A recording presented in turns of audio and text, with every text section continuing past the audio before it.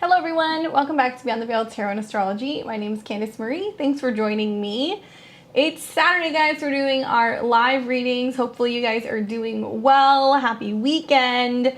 Today we're doing live astrology readings. So those of you guys who are new to my channel, welcome. We alternate every other weekend between astrology and tarot. We're here every Saturday night, 7 o'clock p.m. Pacific, 10 p.m. Eastern. And yeah, we've got a couple people already in the queue. If you guys are new to my channel, do me a favor, hit the subscription button below, give me a thumbs up, and sharing is caring. If you guys want to share the streams to other people who might want to see it, really appreciate it. We've seen a lot of growth in the channel over the last couple of weeks. It's been really awesome to see all the new people. So if you're new and you're tuning in, welcome. I'm gonna let you guys know how this works. So every week when we do these readings, it is by donation. So it's going to be a minimum $40 donation. You can ask one question about your natal chart or transits if you have a particular topic that you have questions about. There's a QR code right here next to me. You can scan that with your phone. It's going to take you to my PayPal where you can make a donation of $40 or more if you feel like being generous for a reading. Now, do me a favor because I do need specific information in order to cast your chart. I need to know if your name differs than your YouTube name. I need to know your exact time, date, location of birth. So please spell out the month for me. Give me the date and the city and the country and the exact time, AM or PM. This can be found in a birth certificate. If you don't have that, no worries. We'll be back in 2 weeks. You can get that information usually from a records clerk, or you can ask a family member and we can cast your chart. If you know a little bit about your astrology and you have questions about an aspect, awesome. I'm happy to do that too. We do this every other week just to teach more people about astrology, and it's like a little mini reading so you get insight as to what a one-on-one session with me would be like. Keep in mind, we're going to be casting the chart and we're going to be talking about it, so you'll see in the split screen that your chart will come up. If there's any information that you want private, I'm going to refer to everybody as their first name. Just give me a heads up and let me know. And hopefully you guys are doing well. I have got already in order Paula, Sofia, Tracy, and Asha. I'm going to assume I said that right. So just so you guys know, I've got you guys in that order. Before I get into the chat, just want to say a big hello and thank you to all of our subscribers and our members, but especially if you're level 2 or level 3. People like Claudia, Deanna, Lisette, Willow, Steve, Courtney, Emma, Ezekiel, Susan, Paula, Miss Fogel, Jackie, Hera, Nancy, Jessica, and Susan Wexler. Thanks, guys. You're the best. And if you happen to be a level 3 subscriber, that's the benefit of being a level 3 subscriber. You're going to get a reading once a month during one of my lives. So you can pick if you want tarot or if you want astrology. We take the level 3 people first just to make sure that we get their questions answered, and then we'll move on to everyone else. We have a certain number of slots also, so we've already got 4 of them filled, so we're going to take 6 more questions tonight. If we have time for more than 10 people, we will, but that's the max usually that I do per show. Otherwise, I would be here all night. So if you guys want to get in the queue, please do let me know. And you guys know my PayPal's been kind of wonky, so if I haven't called your name, Paula, Sofia, Tracy, or Asha, just know, and I got you, Jerome, I'm going to assume that's you, Rome. So we got our 5 people. What's up, Kayla? How's it going? Asha, got it.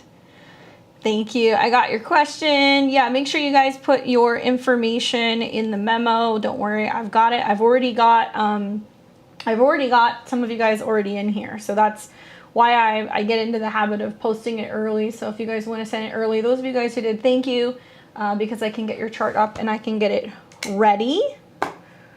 I'm stoked. Let's go ahead, and if we don't have anybody in level 3 that wants to get a reading, we'll kind of get on with the people who are waiting. Thanks for joining us, Rome. What's up, TS? Hey, Blue Velvet. Just like Martin. All right, how are you guys doing with how is that full moon in Aquarius? It was so iffy. I saw some people who have a lot of air element that were like, this is the best moon ever, it's so calm, and then all the fixed signs were like, fuck no. Maybe it's just me, but that was not a pleasant full moon. She's been moody ever since the full moon. I got a lot of fixed signs. It was right on my North Node actually. So curious to see what's still shaking out for me. I'd be curious to hear how it's affecting you guys. All right, so let's go ahead and get into it. Let's go ahead and start with Paula. Let's pull Paula's chart up here. Paula, I have you March 21st, 1989, 9 o'clock p.m. in Peru, giving you an 18 degrees Scorpio rising. Let me pull up your info here because I know you did this a couple days ago. You got in there early. Here we go.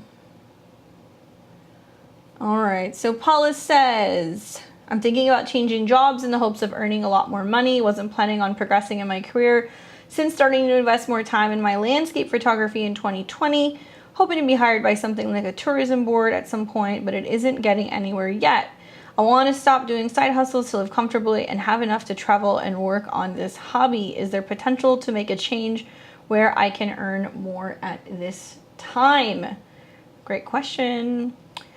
Paula, so you're 18 degrees Scorpio rising. That's my sun. So you're feeling the Saturn square. I'm feeling it too. Saturn square to the ascendant is going to be a little bit like a delay. Okay, so now Saturn's retrograding. It's been in and out of the square really earlier this year. Saturn's retrograding to your 4th house. Something interesting that I heard, it was like a hot astrology take by somebody the other day. They were like, when Saturn retrogrades to Aquarius, it's a very different retrograde because it's like the normal rules do not apply. So one of the big things that will come up as Saturn goes retrograde through your 4th is more about reevaluating, where am I willing to live? Even though you're asking about your career, it's like, where are you willing to live? How can you live differently to better kind of support yourself, to be able to better go further in the direction of where you want to go with your career?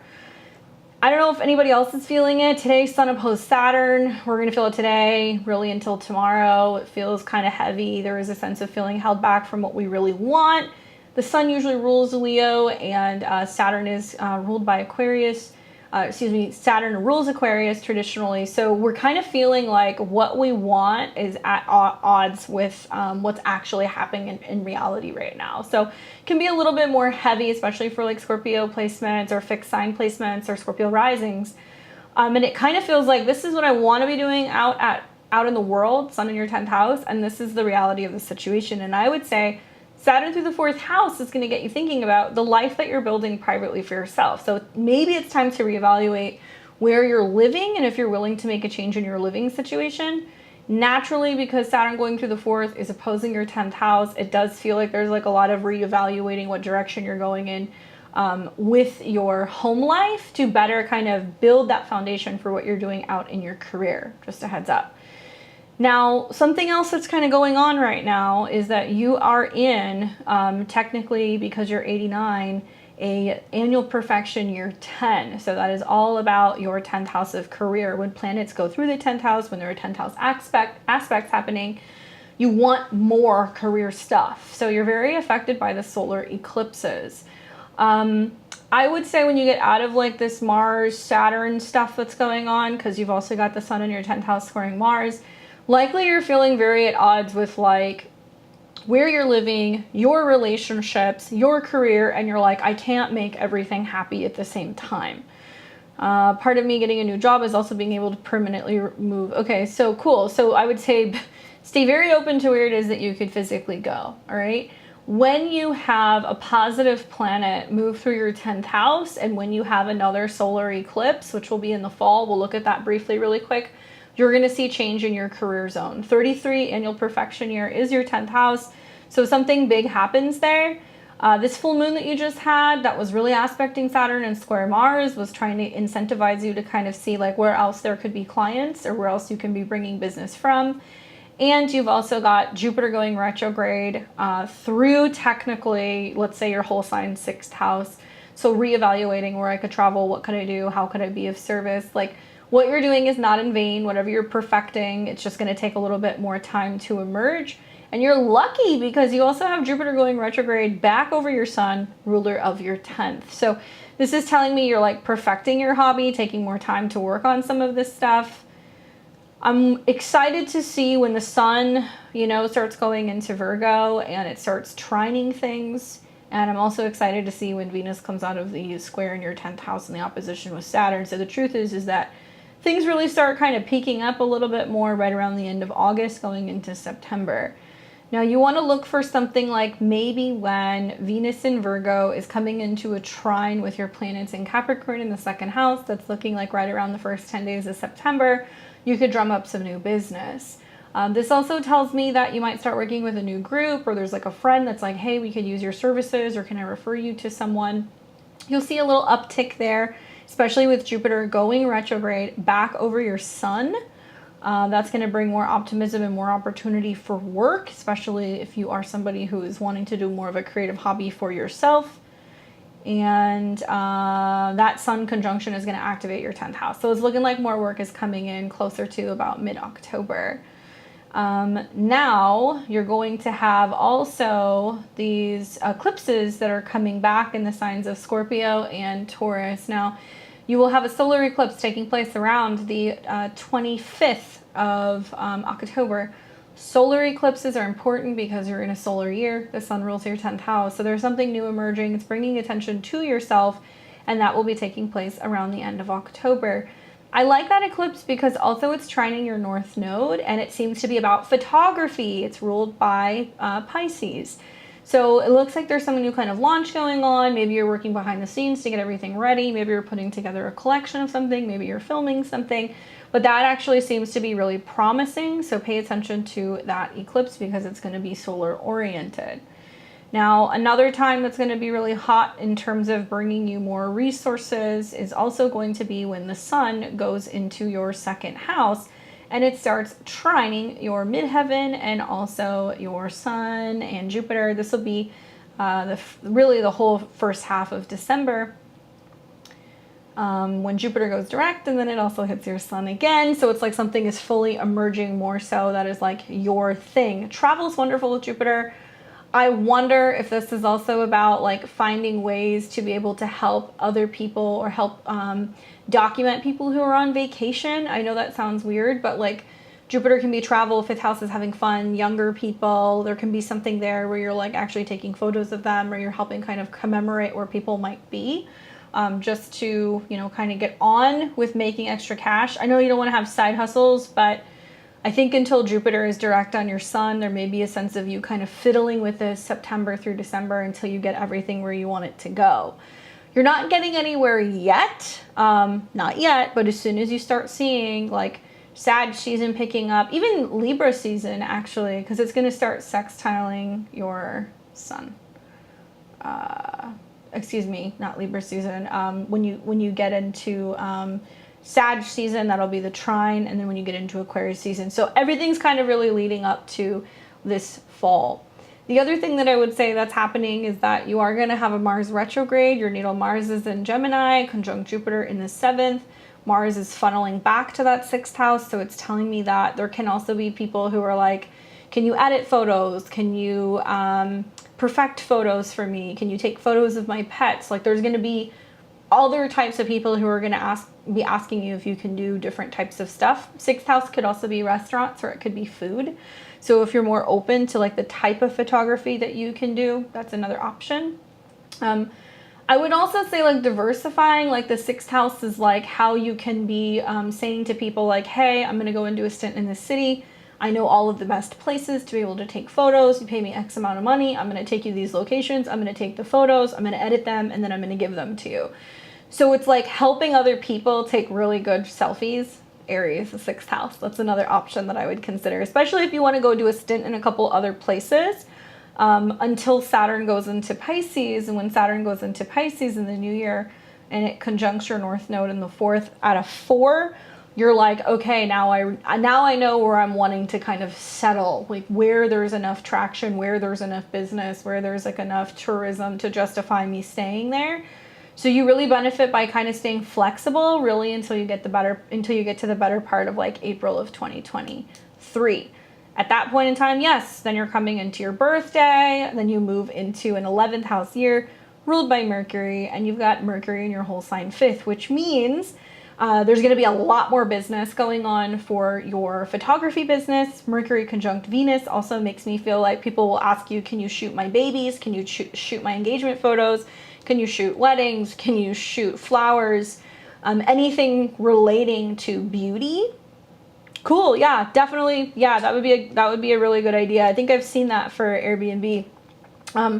But being that you have a stellium of planets in the 5th house, you may not be open to it, but I would say like, man, you could shoot like weddings and you could shoot stuff that's more romantic or like engagement photos and stuff, especially by coastlines, because you have Venus in Pisces and Neptune is going to be there. So maybe looking at coastal cities can be really good for you as well. And you might find that it's going to give you the opportunity to like really drum up some more business for people who are going there and having like romantic getaways.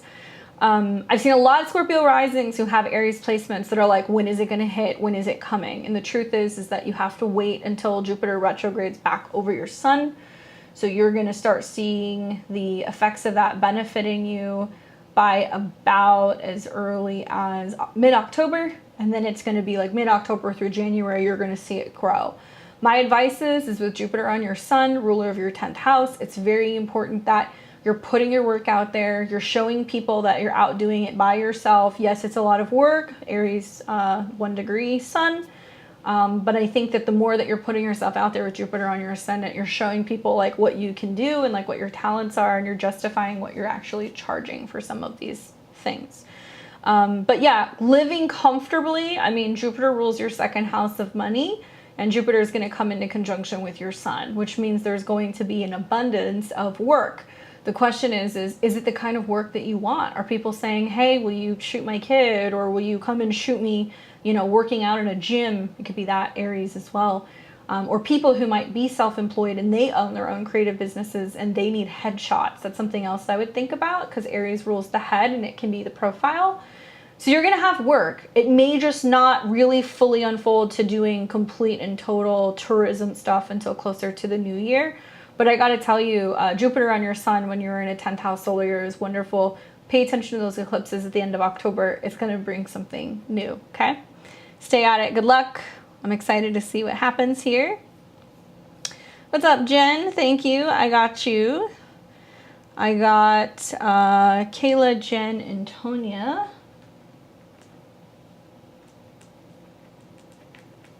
Cool. Thank you guys for your patience. I appreciate it. Welcome to level 1, Jen. Thanks for joining the fam. All right, so let's get into Sofia. Let's look at Sofia's chart. All right. Sofia.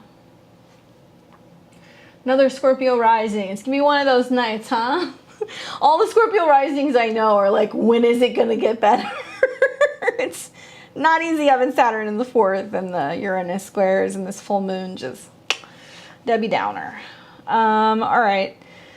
Job changes. I've been working for the same company for 3 years and I've been thinking about leaving for a while, but I'm afraid to leave behind the financial stability I have achieved. Since May, I've been applying for a few jobs, looking for something specific, not trying to apply to other things I might not like and put myself in this position of doing what I might end up hating. Good on you.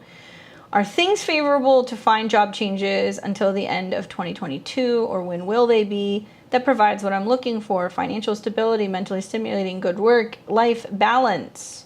Let's find out. You're a little bit behind what I was saying in the last reading because you have degrees that are a little bit later. And so one thing that I would say is that in your chart specifically, because your degree is different, I'm a Placidus reader, so I'm not going to immediately be like, oh, all Scorpio rising are ruled by Leo in their career. Actually, you're ruled by Mercury. So if you look at your MC, it's 7 degrees of Virgo, ruled by Mercury. Mercury's in the 2nd house conjunct Uranus. So yeah, you need something stimulating, like you do. You need something that keeps your mind kind of turning. When could new work come in? I mean, I'm really curious for you because different than the last reading, you're in a 9th house annual perfection year, ruled by the sun. So you're getting really kind of affected by transits going through your 9th house. This tells me that you may be looking at jobs that might be in other places or might be international, or they might involve education, training, teaching. even something that is going to give you the opportunity to travel and train, or travel and connect with other people and teach, especially with that Leo moon in the 9th house. One other thing I would say to really pay attention to is you have a Mercury retrograde coming that will be taking place pretty much in all of your 10th house. So Mercury is the mind, what you think about, what you're organizing, meetings, all that stuff. Mercury will go retrograde actually in mid-September in your 10th house of career. Now, here's what I like. Mercury will, throughout all of its retrogrades in 2022, will start a retrograde in an air sign, meaning it's going to be like, what am I thinking? Like, how can I communicate? Who can I connect with? And it will retrograde back into earth signs, which is stable, and you'll see physical change. I want you to write these dates down. I'm really looking at, like, let's say like the last 10 days of September. This is when Mercury retrogrades through your 10th house of career, and it comes into conjunction with the sun at 0 degrees, and it's also going to come into conjunction pretty close actually in its retrograde also with Venus. So I'm getting the feeling that there's like a reevaluation of what you want to do, and maybe you have made contact with a new potential job offer, because Venus is other people, 7th house ruler, and it's going to trine transit Pluto in your 2nd house of goals and finances. So it's looking pretty positive at the end of September. I think that you could be going back and forth and possibly considering, what is it that, you want to do? Do you go back to something that you used to like to do? Have you applied for a job? Do they get back to you and give you an offer with that Mercury conjunction? Ooh, I'm anticipating there's going to be a little bit of a back and forth happening at the end of September. Once again, we've got another Scorpio rising, Gemini, Mars in the 7th. And I think a lot of you guys are just looking to like possibly reevaluate options when it comes to either who you're working with or who you're partnering with. And there can be some changes in these departments, both in terms of relationships, but also in terms of who you're making money with. What's interesting also is that when this conjunction is happening at the end of September for you, it's going to trine your natal Mars, which is your chart ruler. So it does tell me at that trine to a 2, especially look at that new moon in Libra around the 25th of September. It's setting something in motion to be like, okay, am I accepting the offer? Am I going to start doing this work? Once again, you could be finding that you are being given options to go and do something, but it could be in other places, or you're looking for jobs in other places outside of your usual area, because it's also going to be making some squares to your planets that you have in Capricorn. So personally, reevaluate it. I wouldn't commit to anything until after this date, just so you can really suss it out and make sure it's what you like. I also feel like with Mars in your 7th house of relationships, really stimulating and bringing new people in, making some trines also to transit Saturn in your 3rd house really opens it up and makes it possible for you to like do some kind of work remotely.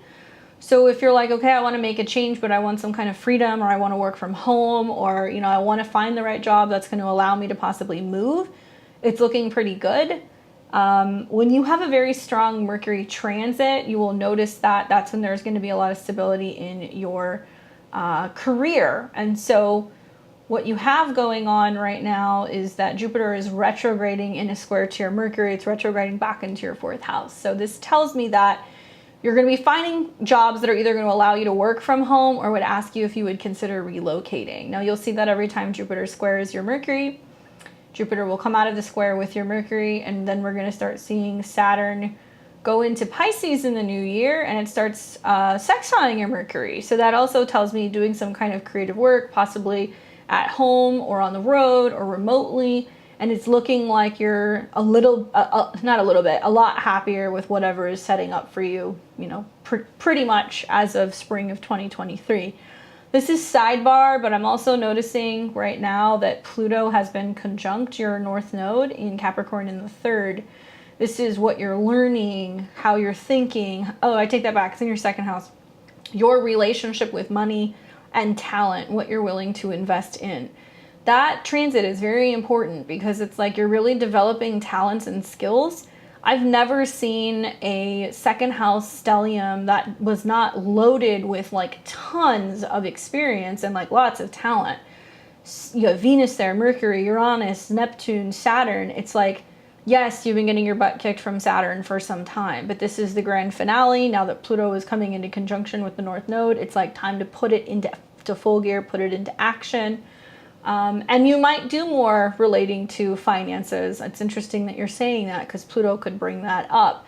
You also have like a really good business slash kind of like aesthetic eye. So I could also see you working with people and helping them build out brands and like bringing more attention and like more cohesiveness to the aesthetics of brands and how things look, and like doing some kind of consulting work. So that's possible as well. Feeling stagnant, it's kind of part of the course right now. You've got Saturn going retrograde in opposition with your moon. The moon is kind of like emotionally you're feeling strapped and that you can't really kind of do more of the work that you want. I would say once Saturn comes out of a square, both with Pluto in your 12th and your ascendant and in opposition with your moon, something's going to change. But it's trying to get you to focus on how you're thinking, how you're communicating, your daily routine. Being that Aquarius is your third house, I would say, like, what are you doing to network with other people, to start seeing what else is out there?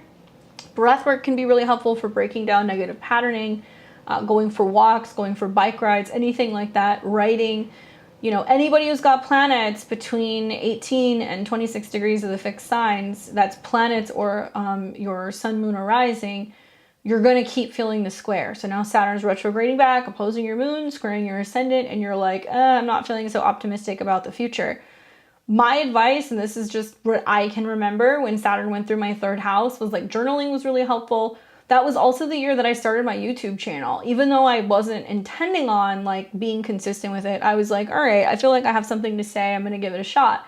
Little did I know down the road when Saturn came back into a sextile, I went back to it. So I would say, like, do you want to start a website? Do you want to start a podcast? Do you want to learn more about social media so you can start kind of growing something so you have more traction, so you're getting more visibility in terms of what you're doing?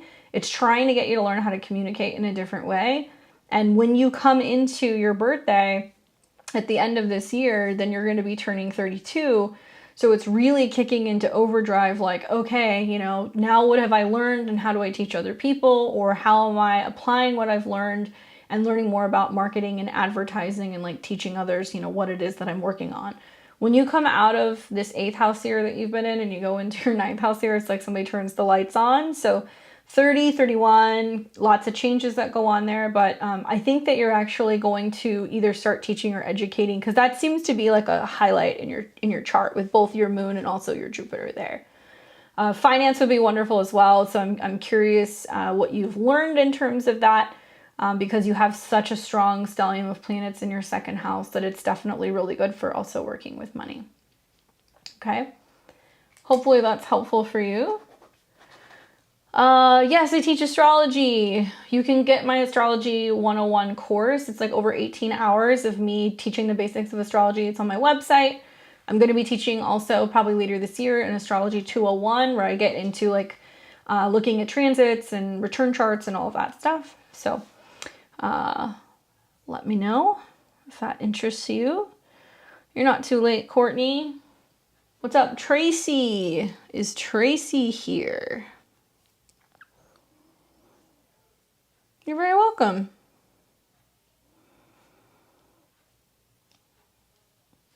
Tracy. Let's pull up your chart. Hey, Fiona. I got you.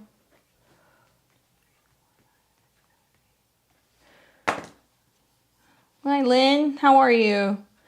Okay, so we've got Tracy here.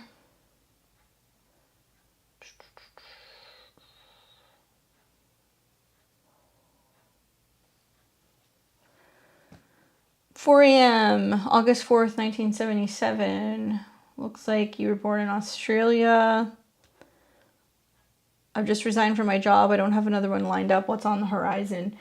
Are you exactly, is she exactly 4 a.m. or is that an estimate? I always ask because when people say their birthday is like straight up, I'm like, are you sure?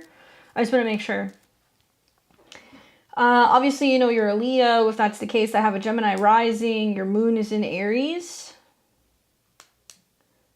Boy, oh boy. So a part of what's going on is Jupiter's getting ready to retrograde back into your 9th house. So for a Gemini rising whole sign, it's your career, but not exactly. You've got a little bit of time here. Jupiter's also going back and forth over your moon. So I guess really the question is like, What do you want to be doing? Okay, do you want to work for yourself? Moon in Aries conjunct the midheaven at a 5. You know, I think it's an interesting time for you right now because there's a couple of things going on. I feel like this is like you're kind of like you're going into like your cocoon phase. Okay, I know that sounds weird, but another Mars in Gemini. Is everybody with Mars in Gemini okay? Are you guys okay? Like, what's going on? Mars is going to go into your guys' sign soon. Anybody who's got planets between 8 and like, let's say 26, I think 27 degrees of Gemini, especially if you have a Mars there, you will have several Mars returns. I'm bringing this up because pretty much everybody so far has had their Mars there. So you guys are getting ready to feel like you're going to have your Mars return soon. Happens every 2 years. It's the return of Mars in your natal chart. It's like going to give you a roadmap for the next 2 years of what you're working on, finding new passions, new desires, all of that fun stuff. The reason why I'm bringing that up is because Mars rules your 10th house of career, Aries. Jupiter is going back and forth over your midheaven. So it's kind of saying like it's clearing the path and making it possible for you to have new opportunities when it comes to your career. I want you to think back to 2010. And I also want you to think back to 1998. That was like the last 2 times, if my math serves me correct. Every 12 years, Jupiter goes through this part of your chart. It brings you new opportunities in terms of your career. The moon rules money. So if you just left something, or if you got laid off, or something ended, if you resigned, you're right on time. It's kind of setting you up for something new. But I have a feeling that when Mars comes into Gemini and it conjuncts your natal Mars around mid-September, it will be like in shadow, meaning you're going to start seeing the effects of like, oh, what am I working on behind the scenes? Or am I needing to take a little bit of like rest and recuperation to figure out like, who am I now? What do I want out of life? Mars will go retrograde also on your ascendant. So it makes me feel like there can be a sense, especially in September, of like you doing a little bit of like back and forth and being like, I can do this or I can do that, or I can do this or I can do that. And perhaps maybe because of the squares also to Neptune, I would say this is about you remaining open and possibly considering 2 potential paths and being like, you know, I can try a little bit of this and I can try a little bit of that. But I do feel like with Mars retrograde through your natal Mars and on your ascendant, that what's ultimately going to end up happening for you is you're going to have like less motivation. And then Mars goes retrograde into your 12th, which is like, I need to rest, I need to recuperate, or I'm still figuring out who I am, I'm finding myself. When it comes to work in general, when you have a positive Mars transit, stuff will solidify. You'll see it kind of, you know, come back together, which is looking like it's going to be, you know, closer to the new year. You also are in your Saturn opposition. So you were born with the Sun and Saturn in your 2nd house. So I can see you work hard for the money, you're like a sole provider, or you focus on handling everything yourself, you're really independent. But Saturn's going through your 8th house. And with that opposition to your natal Saturn, you're reflecting on, where have I just given for everybody else? Where have I made other people money? Where have I taken it in the shorts financially? Where have I not gotten support from others? Maybe you felt like your boss wasn't paying you well enough. Maybe somebody owes you support in some way. There can be friends that come in that support you because Uranus is squaring that. So it's saying like you're going to start making new friends, you're going to start socializing, mixing with people of higher class, higher caliber, people who are different, who can help possibly drum up some business and kind of help start pushing you forward when it comes to some new professional endeavors. Jupiter going back and forth over your moon, it should have you being more optimistic about what the future holds. I have a hunch that what will emerge in the end of January of 2023 is likely going to materialize as you being like, fuck yeah, I'm doing this for myself.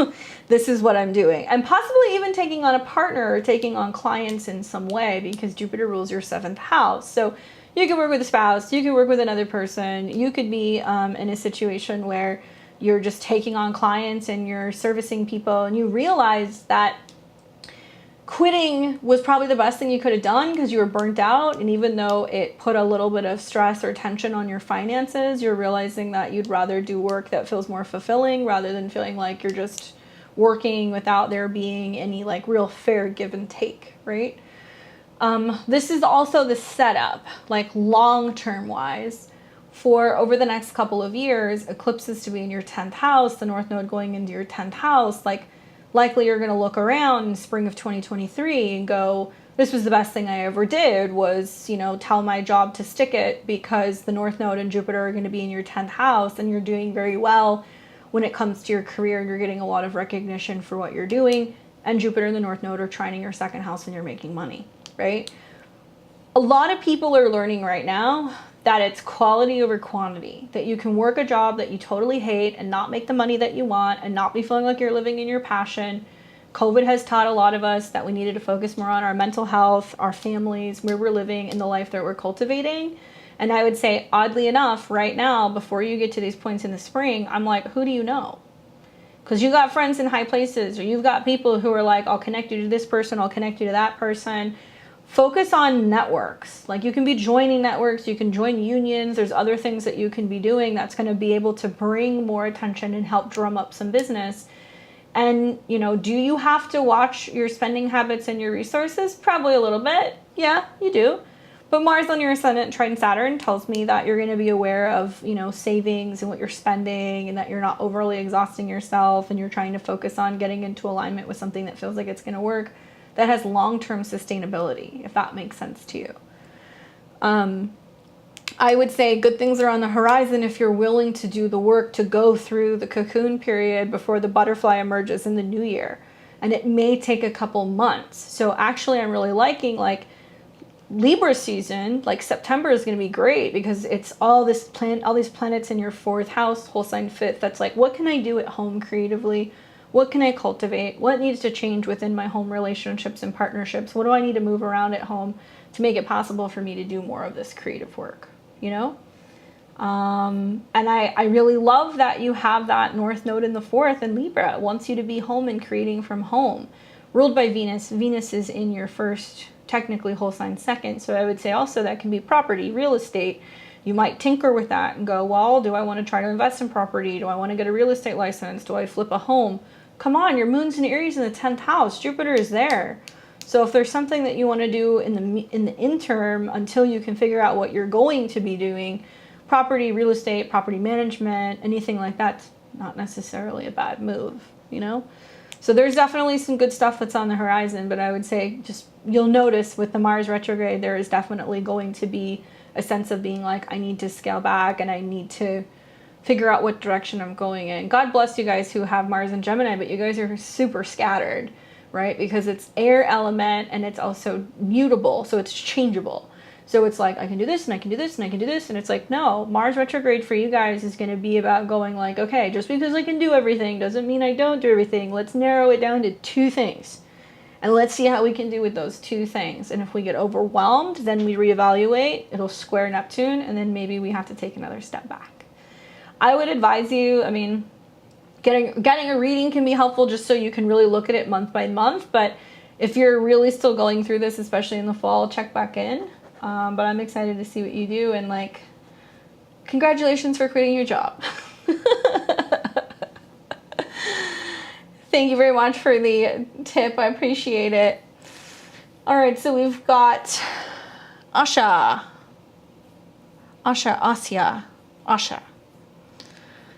All right, so let's pull that up.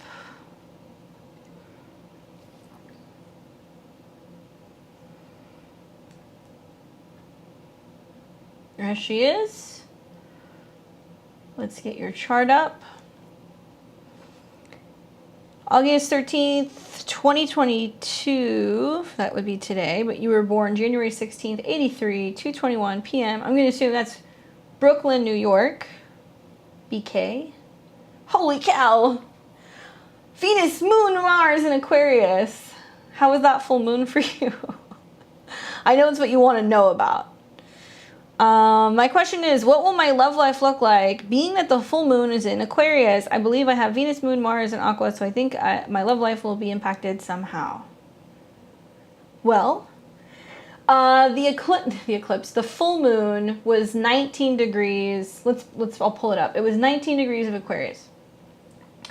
So technically, that looks like it was the midpoint-ish between your Venus and your moon. Venus is love, harmony, relationships, money, and the moon is your emotional body. So to have a full moon during your lunar return is a big deal. Like, it's a really big deal. I'm curious. Tell me where you live now, because I want to look at that lunar return really quick, because the lunar return is going to tell me a little bit more. But, you know, we had a full moon right on the Venus moon midpoint. My question is, how are you feeling about what you're doing out in the world, right? Because it's right along your midheaven. Okay. So something about career, right? And Venus is ruler of your 12th house. The moon is the ruler of your 2nd house, whether or not you feel stable and secure in what you're doing for a living. If you feel like you're doing something that has purpose or something that's going to allow you to feel financially secure. Saturn's now going retrograde back over your moon here before it comes into conjunction with your Venus and your moon and your Mars right on your midheaven. So that tells me you love what you're doing, you have your dream job. Awesome. That trine that it was making to your, kind of to your natal Pluto is also pretty interesting, because it's about being like, okay, here's my talents, here's what I'm creating, here's what I'm doing out in the world. For your relationships, yes, it was also making a sextile to Neptune in your 7th. So it can be bringing up like much more opportunity for like dreaminess in relationships and possibly even travel. But I'm more interested in the trine that it was actually making to your Pluto, because I feel like that was like allowing you to go deeper into your purpose or what you're doing creatively.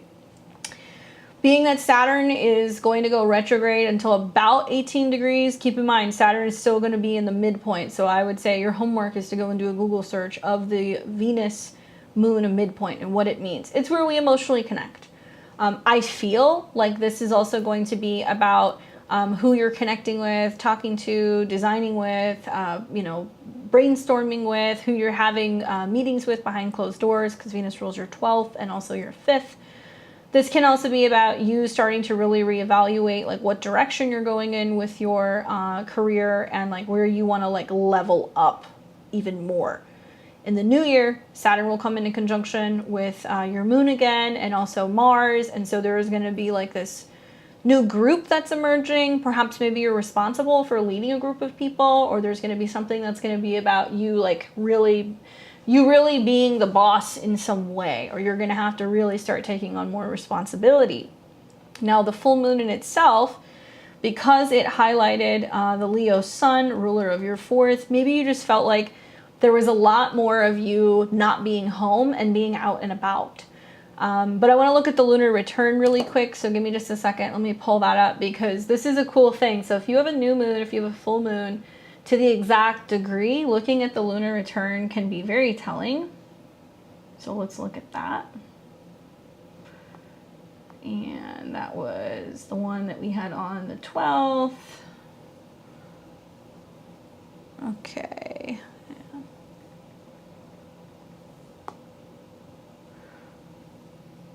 And so let's see what this lunar return says really quick here.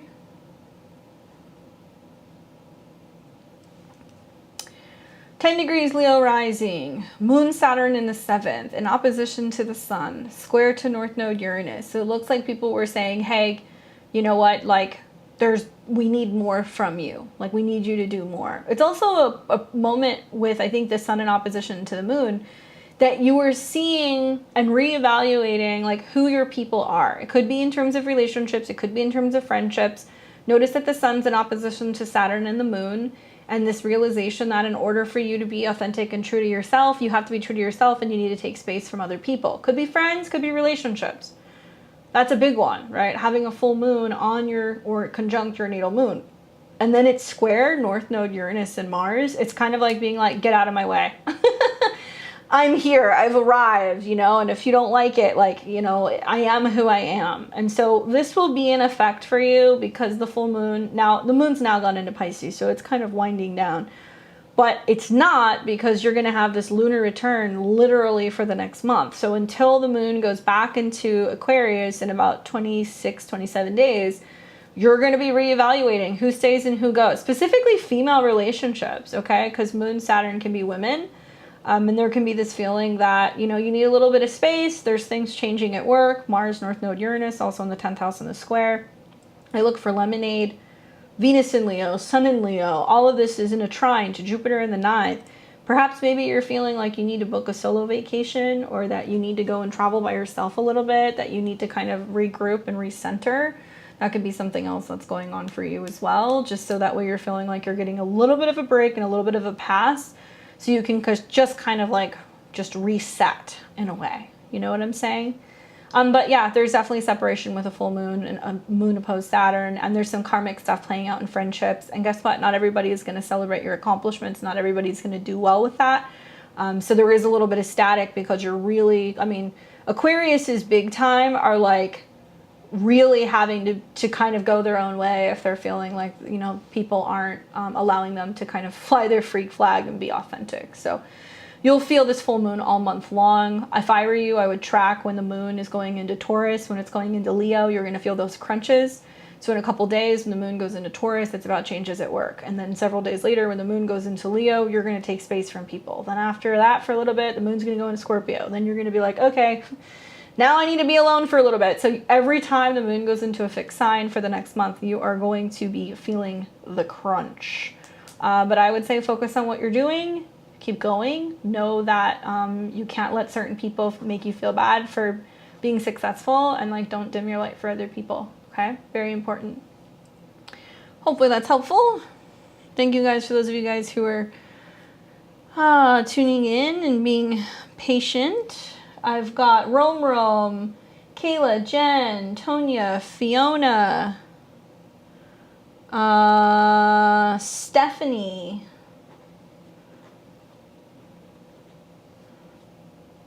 Thanks, Rom. Appreciate it.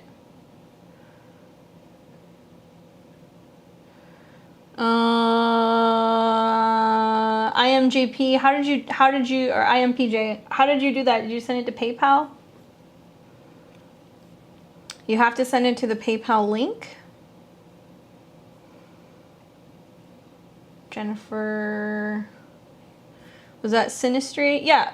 You need to send me the info. So when I am doing Kayla, when I'm finishing Kayla, please send me that information. I need to know all of the birth information for you and the other person. If you guys, when you make the payment, you need to put that in the memo for me. So we've got 1, 2, 3, 4, 5, 6, 7, 8, 9, 10. So in 9 minutes, we're going to close this. So if anybody wants to get a reading, you want to pop in, you can get one now. Otherwise, you snooze, you lose. All right, let's go ahead and get into Romero. Do I have you in here? I did, but I got to clear people out every now and then. So let me put you in here. Thank you for sending that information.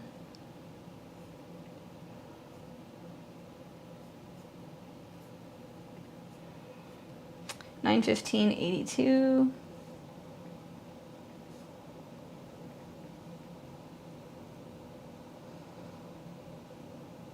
And that was 7:33 p.m. in Laguna Beach.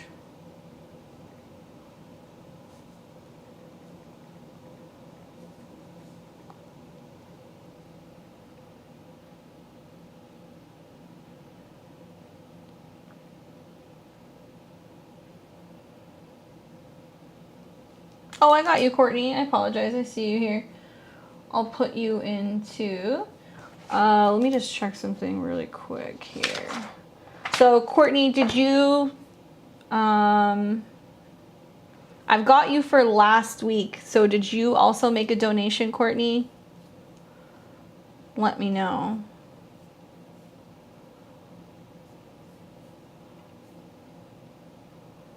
What's up, Rachel?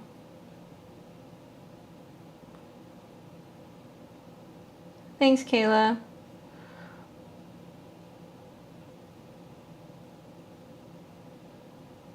want to know about it in general.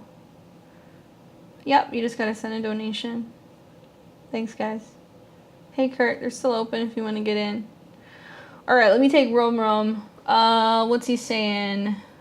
I live with family, work part-time at the gym. I like it, but the money sucks. I don't need to change. What's next for me? Let's talk about it. I mean, come on, you got Jupiter in your sign. Don't be blue. All right, so you're turning 40 soon. That's exciting. You're gonna dip into what's gonna be a 5th house year, ruled by the sun. The sun's in the 6th house. I'm wondering, like, are you open to becoming a trainer? Sun in the 6th, moon in the 6th, Venus in the 6th, like, you could do that, especially coming into your birthday here pretty soon, if that interested you. Granted, the Mercury retrograde that you're going to have in about a month and a half would require that you would need to go through some kind of training or some kind of certification. No better time than I think when you're having a 5th house year, which is going to start right after your birthday, to literally be like, okay, what do I love? 5th house can be self-employed, new romantic relationships, having children, anything like that. And in this next year, you're also going to be seeing that both Jupiter and Uranus are going to start coming into a trine with your sun, and that's going to be happening in Taurus in your 2nd house. So that's about how you're working hard for the money, doing something different. Finances will change. Yeah, there's a bit of like a financial crunch with the North Node and Mars and Uranus in the 2nd house. I'm depressed to work 2 times a day, so depressed to do. Let me switch text. It's hard to build on that. Yes, but one thing I will tell you is that because you have Saturn that's getting ready to come into an opposition with your moon, you're not going to be living at home for very long. Like, Saturn's going to come into Pisces next year. It's going to oppose your moon, and you're going to be like, I'm out. So this tells me that right around the time of your birthday, you're going to be like, I'm giving myself 6 months to get my shit together. I'm going to work out. I'm eating well. I'm saving money. I'm making money. But something here tells me that with some of these transits that are coming from that, you're finding a way to be like more sustainable with what's going on work-wise. Also, you know, the moon rules your North Node in the 4th. You're going to have Saturn come into an opposition with your moon, which means also you're going to be feeling like you need to have your own private space away from your family, possibly because you're going to be interested in like training people and you're not going to be able to have people over at your house. Or this could also be like making house calls and going to other people's places, Saturn in opposition to the moon, and going to people and like actually training them in home studios or showing up and then like, you know, working them out and then leaving. You've got a lot that's working in your favor. Believe it or not, like, you know, Jupiter in the 1st house or Jupiter on the ascendant does not always materialize as being in a situation where you're like happy-go-lucky all the time. It may take until Jupiter retrogrades back until about 3 degrees before you start feeling the positivity coming in. It's going to be somewhere around end of September going into October.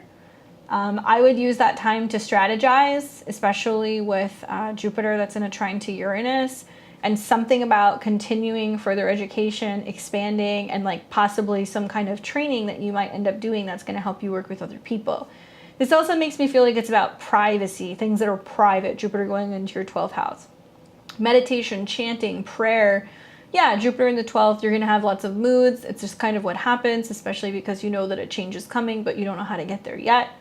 I think also part of like the challenges with the moodiness is also the fact that you have Neptune square Neptune. So Neptune's in your 12th house right now, and it's in a square to Neptune in your 9th, and it'll be in a square to Mars in the 3rd. My advice is chanting, prayer, and breath work. That's going to be really helpful for you the next couple of months.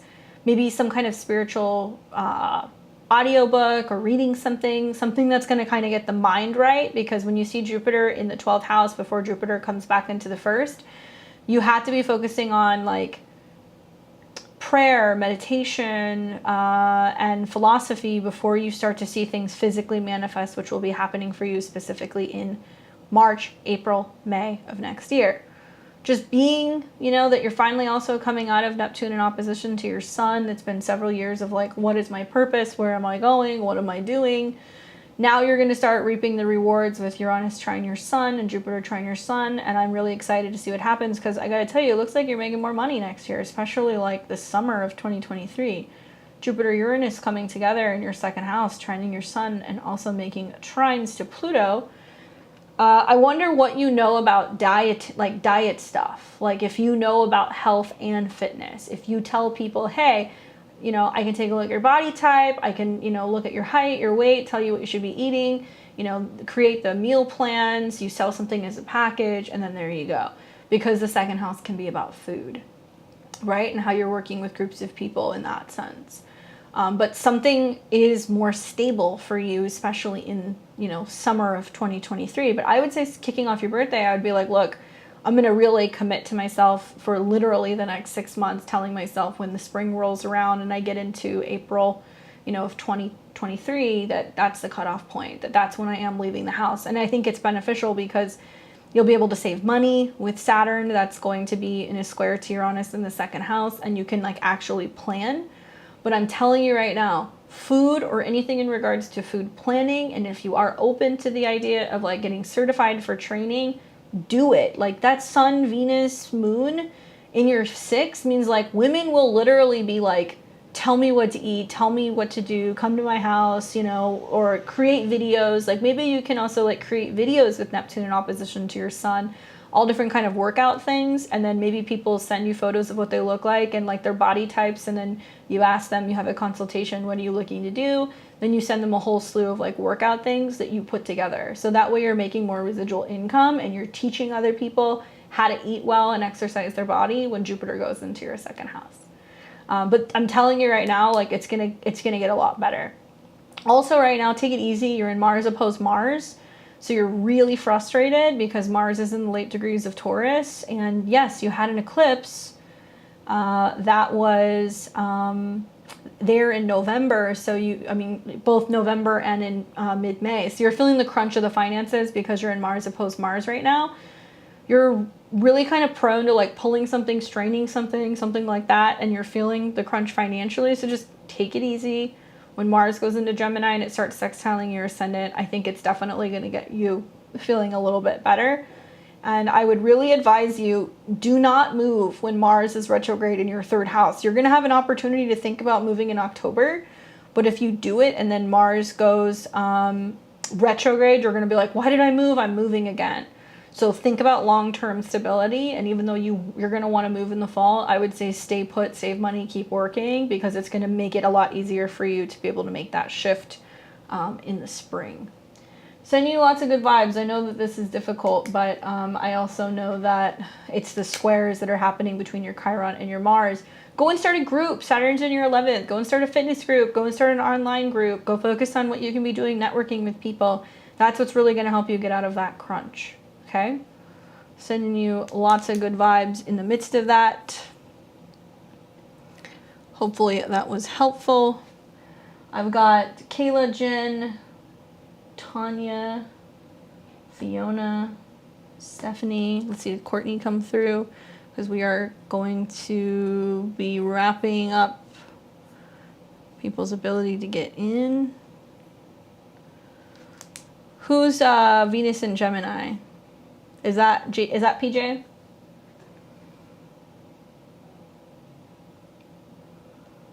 Thank you.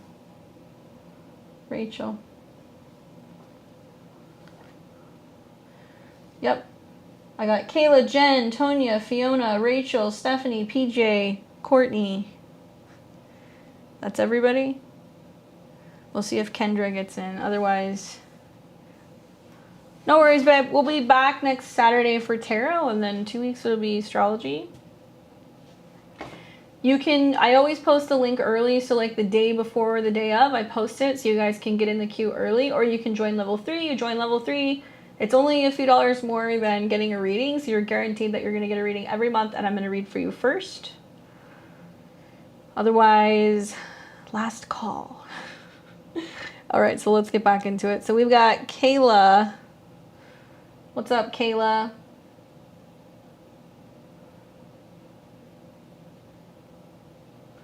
Let's put you in here. If you want to get in there, Kendra, we'll take you. You'll be the last one.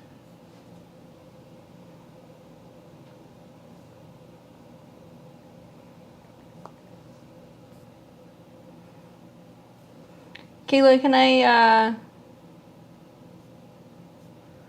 Let's see. Who was the super chat? Hey, Sandra, it's $40 minimum donation. So it's going to be $40 if you want a reading.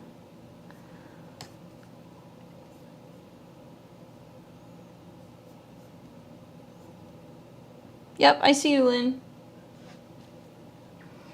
Don't worry, guys. I've got, let's see. So we're going to do Kayla, Jennifer, Tonia, Stephanie, Lynn, Rachel, Courtney. Yeah, you can pay through Super Chat. Thank you. Thank you. I appreciate it. Guys, make sure that your info is in there so we can get everybody in. And we are done. No more for the night. All right. So let's put Kayla in. 215.87.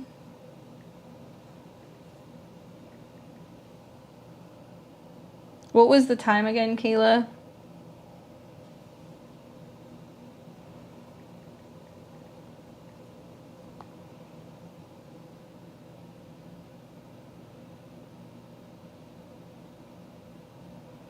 (9:31 p.m.) Thank you.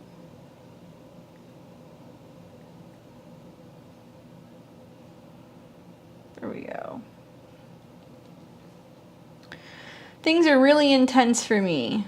Oh yeah, I can imagine with that full moon. Well, you have a full moon in your 5th, relatively close to your sun.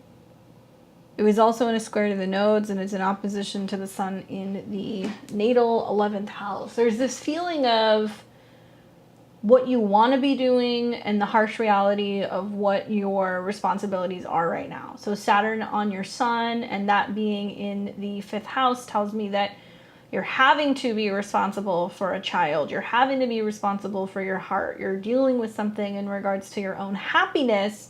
And it feels like other people are kind of throwing like a kink in that, you know? Sun in the 11th house is like what your friends want, what society wants, possibly even just groups of individuals, and it's all squaring, so it's uncomfortable. There's no real easy way around it. You've also got sun coming into an opposition with your natal sun, so this is the halfway point through the year. And just for anybody who is listening, when the sun goes through the halfway point in the year and it's like that midpoint from when your birthday was, this is the reevaluation point. Like, it's meant to feel like things are challenging and that you're trying to get to where you want to go just naturally. You're going to feel like this through about maybe the 18th or the 19th. And until Venus actually comes out of an opposition with Saturn. So just make a note also that August 26th through about August 29th, because Venus rules your chart, also a little uncomfortable. My son's dad started to use this argument with me that felt weird. It made no sense. It brought up in the past. Is that relevant? Yeah. Yes, but also I think that this is like a lot of you learning not to let other people like get your goat. There's also just a sense of me looking at this being like, you've been working really hard with all these planets that have been in the bottom part of your chart. There's been squares to the 8th house of trying to make more money and save money. I think for Libra rising charts, the end of August, the way to kind of diffuse some of these more tense situations is quite literally like, you need to do something and you need to have fun. And you need to kind of give yourself a little bit of slack and allow yourself to be able to do something that's going to be feeling like it's going to be more fulfilling. Not with a kid, not anything that is, in regards to work. It needs to be something purely like either your love life, a hobby, going to a concert. Like, you need to do something more fun. That's how you're going to get out of that funk. You're going to feel it again though, okay? When Venus comes into an opposition with Saturn, and you're going to possibly be feeling like a friend is keeping you at a distance or a goal is at a distance in some way, and then it's going to break. And for Libra risings, as Mercury goes into your sign and it starts turning retrograde, a lot of Libra risings, it's either like you have a secret and you don't know if you should say something or not. I'm just speculating because Mercury is your 12th house. It can also be that you're going back and forth as to whether or not you want to have a conversation with somebody and you're holding back. I don't know what it's going to be, but I can see it in your astrology. If you're not proactive in the next month about taking really good care of your mental health and taking more time for rest and recuperation and like time to like just unwind, that Mercury retrograde for you in a square to your Venus, and also in a square to, or in an opposition to your North Node, something's going to come out. Like, it's kind of hard not to deal with the past, because part of what's going on is like all of the oppositions to Saturn is the ruler of the 4th house, which is the past. Yeah, you have to deal with the past, because to be honest with you, even if in your mind you're like, I don't want to fight about it, it doesn't matter, your astrology says that there are things in the past that are actually bothering you that like need to be hashed out and cleared up. Even if it's a matter of being like, look, it happened, you know what, like it upset me and I don't want to carry it around anymore, so let's just like bury the hatchet. And it can be stuff with baby daddy because it's in opposition to your sun. It can also be stuff in relation to your love life, or issues with men, or problems with your father. Part of it is just Saturn on your sun. You're still dealing with some of these themes. So my advice for you moving forward is probably going to be like really asking yourself, what are you doing outside of your children or outside of your relationships? It's hard because I have a child with this person, and I know he wants to talk, and I'm dealing with my father. Yeah, literally Saturn on the sun, dealing with your dad and him wanting to talk. But to be honest with you, I would be very careful in anything in regards to going back and forth with people from the past, because a Mercury retrograde that is taking place from your ascendant to your 12th house in an opposition to your North Node makes me feel like you can be going back and forth and having conversations possibly with someone, and it can upset like a current relationship or a current partner. So if you're in a relationship or you're dating someone, they find out you're talking to your ex, even if you're not doing anything wrong, if you're just hashing out the past so you can move on, it's going to cause some conflict. Yeah. And also like Saturn on your sun, like make it about dealing with your dad. Like don't make it about dealing with your ex-partner. Okay. Even though there's a kid involved. And as soon as Saturn leaves your sun, which is going to be closer to the end of the year, you will have dealt with the dad stuff, and then likely you're not going to continue to see some of this drama. And like you can even be in a place where you're more open to new relationships in the spring because it looks really good for you. Jupiter, Venus, Juno, North Node, like all going through like your 7th house is going to be like big prime time relationship time. And Saturn will have left your sun. But hear me when I tell you this is going to continue a little bit until August, and it's like learning to basically say, like, if we're going to hash it out, let's just hash it out and be done with it. But also don't dismiss and like tell yourself that, oh, it doesn't bother me anymore, I'm over it. Because there are going to be things that are going to keep coming up over and over and over that it's subconscious to you. Mercury's in your 12th. I would also say pay attention to your dreams, because some stuff can be coming up there as well. My son's dad has drama and now he's in regret. Yeah, not your fucking problem. Sorry, but Jupiter going retrograde in your 7th house is definitely going to bring people back from the past that are like, oh, I acted immaturely, I'm really sorry, like, you know, what, you know, can we talk about it? No, because it's squaring your Venus. So it's basically saying no. Them wanting to talk to you is going to be like you going round and round and round. And I would say, no, you can't do that. Pay attention, like focus more on how you're getting involved, I think, in people who are going to be supporting you and giving you like lots of advice or helping you through this funk that you're in. Like talking to girlfriends, talking to other friends, like, you know, things like that that are going to help deflect, so that way you're not feeling like you're in your head and like talking to that person. And likely you're going to see, as Jupiter is going retrograde through your 7th and it's squaring still your Venus and your Neptune, you're going to be like, no, that was a wrap, you had your choice. A lot of Libra risings are either going to have that or they're already having that. And I would say just be very careful, because it's like a trap. It's like really a way for you to undo any hangups that you have physically in your body or energetically with relationships. And you don't always have to talk to them to get your closure. So if you're finding out your worth, great. I also have to tell you, like I said, it's not feeling like you need other people's approval. So I don't know if that's something that you're dealing with, but really pay attention, because if you are not a fan of this Sun opposed Saturn, which is really heavy right now, and if you did not do well with that full moon in Aquarius, Venus coming into opposition with Saturn, that's going to, in a square to Uranus, the 26th of August through about the 29th, I would say prepare. That to me looks like it could be a little bit of like a showdown that you're actually having with a family member, because it's the ruler of your 4th. So that might be stuff where you finally go, I'm done with the dad stuff, I'm putting an end to it. I know that's some difficult stuff. You're going through lots of Saturn transits. So hopefully that's helpful. If you want to check back in also, you might feel like checking back in at the end of August or maybe even the beginning of September, just to kind of feel that out and see what's going on. Yeah, it's subconscious also. That's the other thing. It's subconscious. So it's because Mercury's in your 12th house. It's stuff that's coming out that you weren't aware was like a big deal. All right. So that was Kayla. So we've got Jennifer.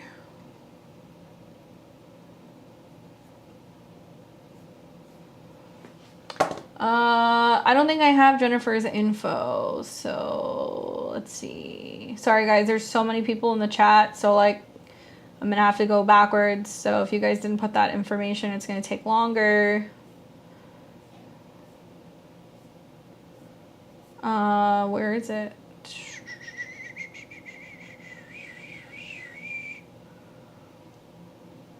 Jennifer O. I know that she's got like a pink. I think she's got pink. There we go. Wondering about my synastry with someone else. Oh, I'm just in case. Not wondering about synastry, just love life in general. Jen, can I get your info? Can you send me your birth information? I need all of your info, time, date, location, all that fun stuff. I'm going to move on to the next person and I'll come back to you. So once I have that, we can get going. Tonia. Thank you.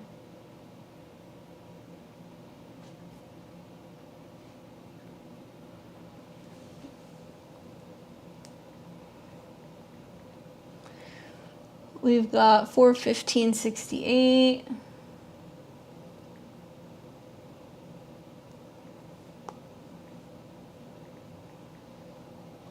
$2:40 p.m. in Minneapolis.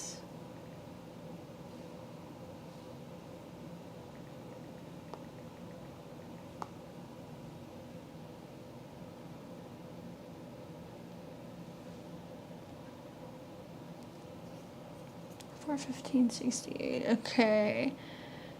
House is sold. Now what? Moving out. 8/29. Plan to buy an RV and travel. Best time advice for getting the RV in September. What's up, Mystic Road? Thanks, Jen. I'll get you in a second. All right. So you sold the house. You want to buy an RV. I want you to do it while you've got Mercury and Venus in positive aspect. Can we do it? Venus is coming into a trine with Mercury. So, August 19th through August 25th is nice because you're going to have transit Venus both in a trine to your natal Mercury, but also in a loose trine to Jupiter, so you might get a good deal. One thing I would say though, hear me out on this, Mercury is in shadow. So Mercury is going to retrograde from, I think, 24 degrees of Virgo through about 8 of Libra. So if you are looking at buying something, okay, a vehicle, making a purchase, keep in mind, Mercury will go retrograde through your natal second house, which can be about larger purchases. It's going to conjunct Uranus, which is the ruler of the 6th house, which can be repairs. So if you are buying anything, pretty much from August 20th on, you better make sure you get that thing to a mechanic. That's my advice. And make sure that it is thoroughly checked out. Even though you have really good Venus transits, I still gotta give you that heads up and that warning. The nice thing is that Mercury will be trine Pluto, which can be great for getting inside and taking things apart and looking at things and making sure that it's working. Anything that deals with like oil also, like engines, make sure it's gone through like all the treatments and everything for X amount of miles. Mercury will retrograde back into conjunction with your natal Uranus. So what I'm anticipating is if you wait a little bit, if you have something looked at, when Mercury drops back down into Uranus at 25-ish, this will be around September 27th, maybe it's like, okay, you know, you found something, you know, this needs this tweak, or a cap is missing here. Maybe you're wheeling and dealing and you're making a deal. So if you can stretch it out a little bit until at least after that Kazemi, Venus and Mercury, which is about money and purchasing stuff, and also it's going to be about vehicles. I feel better if you're going to make a purchase even during the retrograde around the 27th. If you're a stickler for the retrograde, you want to wait until it's direct. Wait till it's direct, hits 26 degrees, and it comes into a trine with Pluto. That's going to be around October 7th. But personally, I think you're fine as long as you get to the Kazemi point around the end of September. You might find something and be like, I'm willing to fix this, but you're going to take a couple $1,000s off of the purchase price. So you might have some room for negotiating. That's kind of the feeling that I'm getting. But I'm looking at those squares to Saturn and I'm like, there can be delays. There can be issues. There might be things that need to be looked at. It might take longer to get it in and out of like seeing a mechanic, that kind of stuff. You're also going to be having that eclipse that's going to be in Scorpio in your natal third. So you're definitely hitting the road. You're on the way. You've done everything you need to do because you are going somewhere at the end of September. Excuse me, October. So October 24th, when that eclipse hits, it's sextiling your ascendant, and it's also making a trine to your 7th house. So you're already on the road. You're going somewhere that's going to be at the end of October. I'm very, very, very curious. You have to let me know what happens here, because this makes me feel like you're going to end up being like, okay, so, you know, there was a problem with this one, but then I found something else. Or there's a problem with this one, let's look into it. What's it going to cost? And they kind of negotiate with you. I have a feeling it's like more like cosmetic than anything. So maybe they're willing to take a little bit off because there's some change that needs to be made. And with Venus in opposition to Neptune, just in general, because you're making a purchase, like make sure it's not something that somebody, like you might find that people are like posting photos of RVs and they're like altering the photos. And you're like, I definitely didn't see this in the photo. So you want to watch out for kind of getting like catfished with like buying stuff.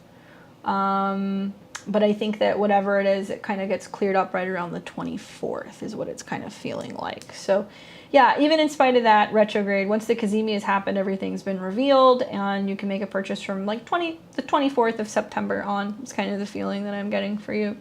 I like that it's going to trine Pluto. It looks like you're going places, you're having fun, you're getting ready to go to mountains maybe. So just being that it's going to trine Pluto, it's also trining your midheaven. Just make sure that it's something that's going to be able to trek and go places, that you're not going to have any issues like getting up hills and stuff like that. Obviously, I know those are meant to like go places, but you know, definitely really pay attention. Hopefully that's helpful for you, Tonia. Very exciting. Let's go to Jen now that we got Jen's info.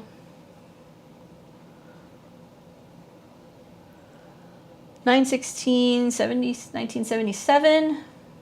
Lots of Virgo energy. I think that's the same birthday as Romero. 7:50 a.m.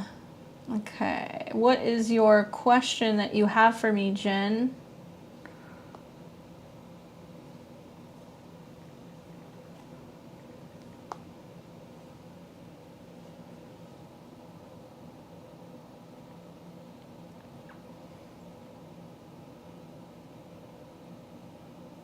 Thank you. Wondering about my student. No, okay, got it. Let's take a look.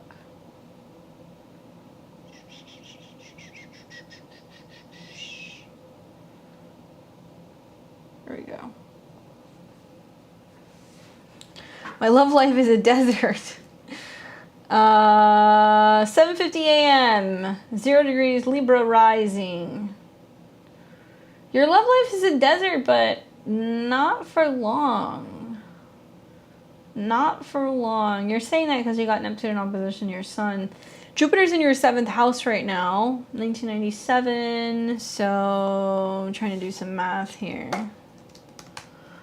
Let's see. When is your birthday? September.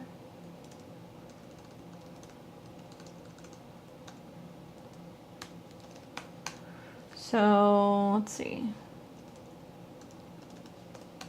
25. So you're in a 12th house annual perfection year.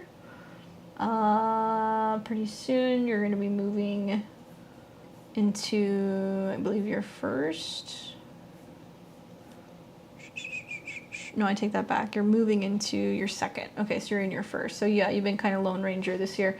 All right, so in terms of like relationships and stuff, I kind of laugh looking at your chart. You got Mars in Scorpio in your 2nd house. You have Uranus that's dancing in opposition to your Mars. Likely any relationship stuff that does come in is going to either be very intense or it's going to be like lots of back and forth. You had an eclipse on your Mars, so it's trying to get you thinking about relationships and kind of clearing out old relationships or people that you may have had attachments to or where you've been kind of afraid of love and commitment. But Jupiter hanging out in your second house, in your 7th house of relationships is good now that it's retrograding. And Saturn in your 5th house can bring true love, and you have Saturn sextile Saturn. So what does it mean? I would pay attention because relationship stuff is possible for you about the end of September up until November-ish. You're actually going to have an eclipse pretty close to your natal Venus, right here, October 25th. Solar eclipse in Scorpio, 2 degrees Scorpio, on top of your Chiron, conjunct your Venus, which is your chart ruler. Healing issues within yourself about not feeling good enough, okay, which is kind of significant if you have Chiron, Venus, and Mars in the 2nd. Very passionate, very committed, very devoted when you are in relationships. Pisces moon, 6th house, conjunct the South Node. Do you have like abandonment issues with your mom? Like, did you lose your mom? Like, did your parents split? Was mom not around? Did she have health problems? Was she in and out of hospitals? Is there something there? Because you've got Moon trine Mars. So there's this sense of like loving somebody so much, but like not wanting to get close because you're afraid of like losing someone. That's kind of the feeling that I'm getting looking at your chart. Also, I'm very curious, what is it that you do for a living? What is the deal here? Because you have your 4 points, your ascendant, your midheaven, your descendant, and your IC, all at 0 degrees of cardinal signs. I think I've only ever seen that like 4 or 5 times in my life. I have 0 degrees on all 4 points. The 4 cardinal degrees are very potent. It's literally where we have the solstices or the equinoxes. And apparently people who have their angles on these exact degrees are like destined for like fame. Like they get some kind of world recognition for something that they do, which I can see is not really what you're aiming for because you have your sun in the 12th. But you might be somebody who's like really good at photography, creativity, like acting. Like there's something here that I'm wondering like, what is going to emerge from this? Sun opposed moon, parents have always been around, but with tense relationships, that's the opposition. So perhaps maybe there's just this feeling that's like, okay, love works better at a distance. I'm going to keep somebody, you know, only so close. But if you are passionate about arts, if you are passionate about anything in regards to like your vision and what you create, especially because the 12th house sun, maybe you're a perfectionist. So it's like you feel like your work is never really fully finished. But part of what's going on right now is Saturn's in your 5th house. It's in a square to Mars. So you're like, I don't want to just date somebody and have casual sex. I don't want to just have a boyfriend or a partner. I want to actually feel like in love. And the problem is when you have Saturn in your 5th house of having fun and romance and dating, that's in friction to Uranus in the 8th house and also Mars in the 2nd. You're very picky about who you do want to partake with. Word to the wise, Saturn in the 5th square Uranus in your 8th, especially in opposition to Mars, can definitely bring like one night stands, which could lead to unexpected pregnancies. So just keep that in the back of your mind. I feel now that Saturn's going retrograde in your 5th, it's going to sextile your natal Saturn. You're going to start meeting people who are a little bit more mature and a little bit more grounded. You might start meeting people who are older, Saturn in the 7th, who also already have a home, or there's like they're stable, you know. And as Saturn kind of comes back up in degrees and it's coming out of a square with your Mars, because Saturn delays when it squares your 7th house lord. So you're like, I'm not ready. I don't want to invest yet. I'm iffy. It'll get a little bit easier for you to go into relationships. Relationships look pretty damn good next year. You got Venus and Jupiter in February that go into your 7th house. Venus is your lord. Here's the deal. Because you have 0 degrees Libra rising, you also have 0 degrees Aries descendant. So this means like you're going to bring people who come in very quickly. We look at your Mars as the ruler of the 7th house, and Mars is in the 2nd. I have the same placement, Mars in Scorpio, 2nd house. This is how it's going to go. Because your Mars is in the 2nd, which is about ownership, and Mars can also be about money, and it can be about property. The thing is like your partner doesn't come along until they've got a house, they have a home, they have their shit together. It's not me saying you're looking for that. It's just kind of part of how this works. The other thing is that you have Mars at 21 degrees, which means you might meet a partner who is a foreigner to you. Obviously, you're from Cuba. I don't know if you're in Cuba. I'm going to assume you're not. Maybe. I could be wrong. But you're going to meet somebody who's very different culturally in terms of their background and where they're from. He's tall, he'll have long hair, and he's like super sexy because Mars in Scorpio. But he's gonna have like saggy vibes. So he might have his hair in a ponytail. He likes to travel a lot. He's well educated. He knows a lot about culture. Something like that. That's how you're gonna tell that it's him.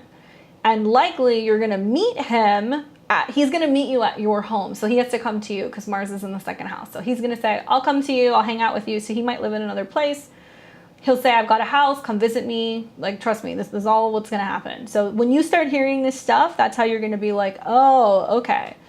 What's also interesting is that I can see in your chart, just Jupiter coming into an opposition also, like with your Venus, your chart ruler, you're gonna be meeting people who are like either traveling or they're relocating, and they're gonna be like, hey, you know, do you wanna kind of move to be closer with me or to be, you know, living with me? And that's gonna be the theme for you next summer. Okay, so this will be next summer.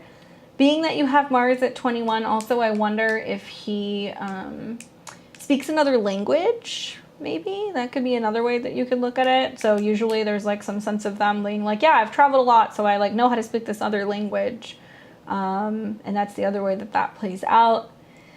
And being that you're in a second house year, which is ruled by Mars, Mars going retrograde for you is also going to bring up lots of themes of like being like, you know, do I want to start trying to sell my art online? Do I diversify? Do I teach other people about art and creativity? Do I learn more about marketing? Stuff like that. So that stuff's going to be coming up. But because the North Node's going into your 7th next year, because there's going to be eclipses that are happening in April and May on the cusp of your 8th house, this is telling me that it's bringing you into the topic of relationships, and you're either going to meet somebody who's trying to get you to move, or you're going to be thinking about moving, and then you're going to be looking at making a huge change in your relationships with another person. I feel like with the North Node coming into conjunction with your Saturn also in 2024, it's like you're playing house with someone. Like you're going to be doing that, and it's going to be teaching you a lot about what it means to be in a relationship and sharing space with another person. So there's definitely light at the end of the tunnel. I would really advise you to get a reading when Uranus is in opposition to your Mars, because if you're not with the right person, you're going to be fighting like crazy with them. That's going to be next year. Or you're going to be with somebody who's like, okay, let's pick up and like move to this other state or move to this other country. And you're going to be like, what? Because it's out of 21, so it's a Sag degree. So I know a lot of this stuff sounds crazy. Circle back around in the new year when this starts happening and this person pops in. You'll know that it's them, because Aries 0 degrees on the descendant is also somebody who's like very active, they're very fit. But in the second house, they may have some combination of like Scorpio, Sag, or Taurus, right? So like my Mars is in Scorpio 4 degrees, and I knew that it was gonna fit like this, and like my partner ended up being like a, you know, Scorpio rising, Taurus sun, Cancer moon. It was literal. So for you, it'll be a combination of Sag, Scorpio, and Taurus. He might be like a Sag Scorpio cusp, so like November birthday, the end of November, or he could have like a Sag rising, and he could be a Taurus sun. He'll have some combination of something like that. Okay, it's gonna get better, but you have to remain open and look at those eclipses happening for you in April. There will be one at 29 degrees of Aries conjunct your 8th house cusp, so there's a big change in relationships that are coming. All right. Who else do we have here? Yeah, the astrology is spooky. It can be like literal sometimes. Let me pull this up here. You're welcome, Jen. Seriously be thinking about putting your art out there, because Jupiter, when it hits 0 degrees again, you could get a lot of traction. Like a lot of people are going to start seeing you. Like when Jupiter went back and forth, and when it went into Aries, my channel like blew up, and I kind of sort of planned it that way, knowing that that was going to happen. It was going to have more traction. All right, so we got Jen, Kayla, let's see. We did Tonia. Yes. So next we've got Stephanie, Lynn, Rachel, Courtney, Venus and Gemini, and then Matt Powers. Thank you guys for being patient. Let's move on to Stephanie. And Fiona, I've got you here too. I know, Rachel, you said you got in there. I gotta check this, but yeah. So I'll take Stephanie, and then we'll take Fiona. Fiona, I got you. Don't worry. I'll put you in here.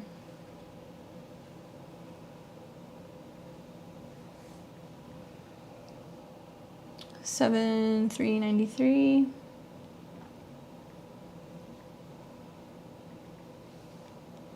2:22 p.m. There we go.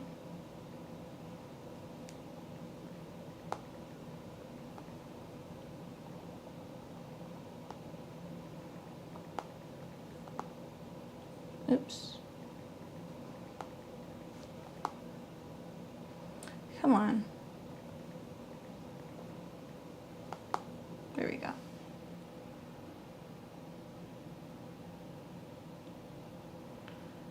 All right, so Stephanie, July 3rd, 1993, and that was in Montclair. How can I make the coming transits this year work for me to quit my 8 to 5 that I hate? I started my business on Instagram. The Leo new moon. I need to announce it. I'm starting with lashes and permanent makeup and house calls. Cool. Well, so you started it like we talked about during the Leo new moon. Keep in mind that some of the astrology is still kind of getting banged up until we get at least closer to Virgo season. So how can you make the coming transits this year work for you? Well, I would say you want to really be paying attention to what's going on with Venus. Oh, tomorrow Mars comes into conjunction with Venus. So here's a question that I have. Are you taking clients right now? You know, to me it seems like you have people you can see, but you don't feel like everything's quite ready yet because Sun's opposed Saturn and a square to Venus, and you're like, where do I do this? If you want to create like a how do I put this? Because you want to drum up some kind of business. The fact that Mars is going to conjunct Venus right now, and by the way, that was the eclipse point. So the eclipses are getting reactivated right now. Do you feel like you need to take photos of some of your clients to be able to like promote like more of like your services and what you can do? Is there a way for you to put stuff out there and be like, oh, I want to know what I'm dealing with moving to my dad's? Yeah, okay. Here's what I would recommend doing if you're open to it, okay? Because this Mars, Uranus, Venus thing is like great. I can tell that you need something to promote more. Tell people you're coming back. Tell them that you're offering like some kind of like introductory whatever. See if they're willing to sign a waiver and allow you to take photos of the work and offer it to them at a reduced price, and just let them know you have to come to them. And part of the way that they're gonna, you know, get a deal, Mars and Taurus, is they got to pay you in cash. They got to be willing to allow you to also take photos. This is about bartering, trading, because you've got the squares that are going on right now.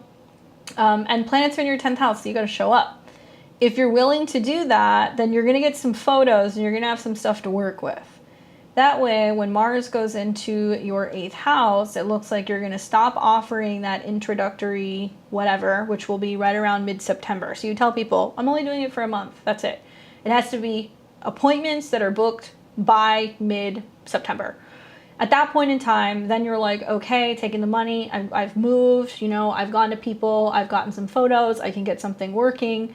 Then you can get everything kind of rolling. So as you're coming into Mars, which is the ruler of your house of clients, coming into a trine with Saturn, you feel more comfortable, you're down with the flow, going to people, you've got like a menu set up, you can, you know, have social media out there, people are seeing what you're creating. And maybe you also offer some kind of incentive for like paying in cash, Mars in your 8th, or people who also want to buy packages, multiples, right? So like Gemini is like literally like, maybe you say to people, hey, you know, I'll do a full set for this much, you know, I'll come to you and do a fill once a month or twice a month or whatever, and this is going to be your fee, and you have to schedule with me, and I will come and I will fill it for you, right? And maybe like they just pay monthly and it's just included, and then you start knowing which girls you're seeing like during which periods of time and when you're in certain areas, so that way you're making like more of your money. Like actually I'm really loving Libra season for you, because all these planets in your 12th house are trine in the 9th, and you're like, woo, I'm back on it, I'm getting things ready. I also feel that Saturn going retrograde in your 4th is like saying like, yeah, you got to move home, you got to figure some stuff out.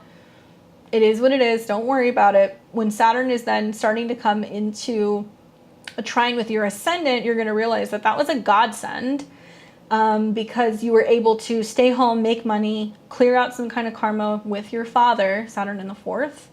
And then you're going to have Saturn come out of a square with Venus, and you're going to be like, I've saved money, I've moved into a new place. And you're either going to continue to keep seeing people in their home with Saturn going into your fifth, or you might actually play around with the idea of like getting into a big enough space that you could see people in like a home office, or that you would have like an office in general.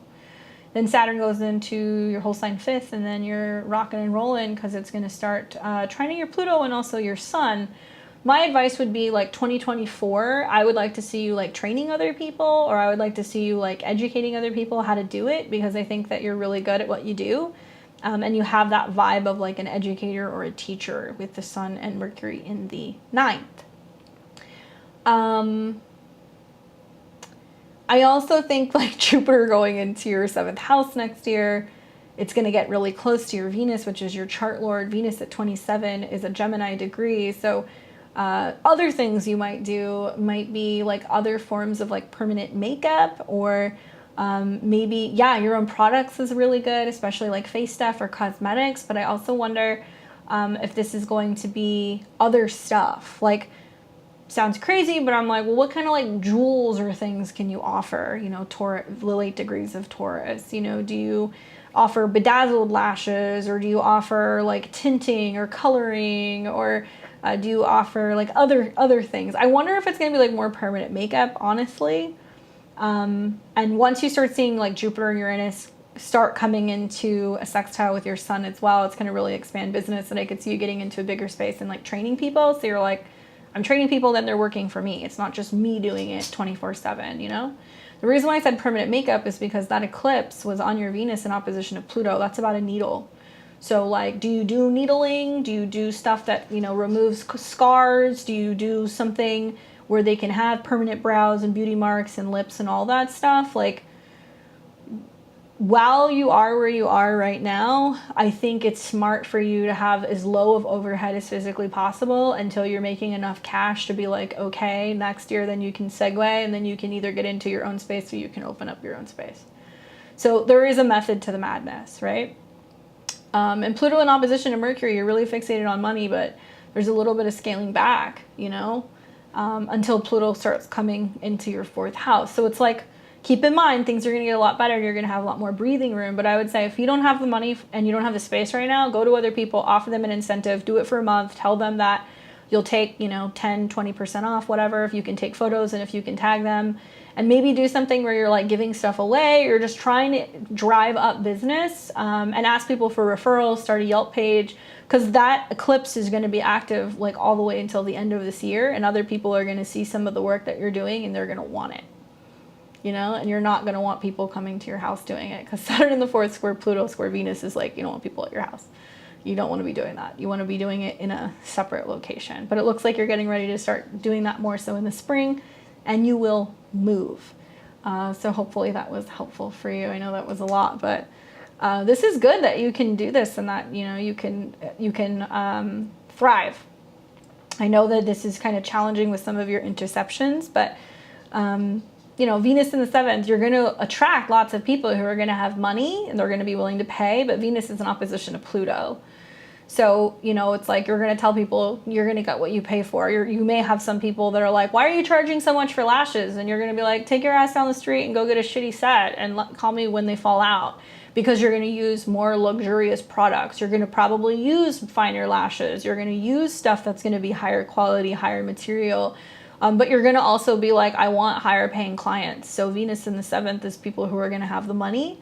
And I would also say that you might like consider doing some kind of like cross promotion, because Venus is in the seventh. So it's like at a Gemini degree, like, do you leave some business cards at a nail salon, or do you tell, you know, some girls at a nail salon, hey, you know, I'll do your lashes, you do my nails, we'll trade, and like you tell people where you got your lashes done. Like that's something I would do with the square.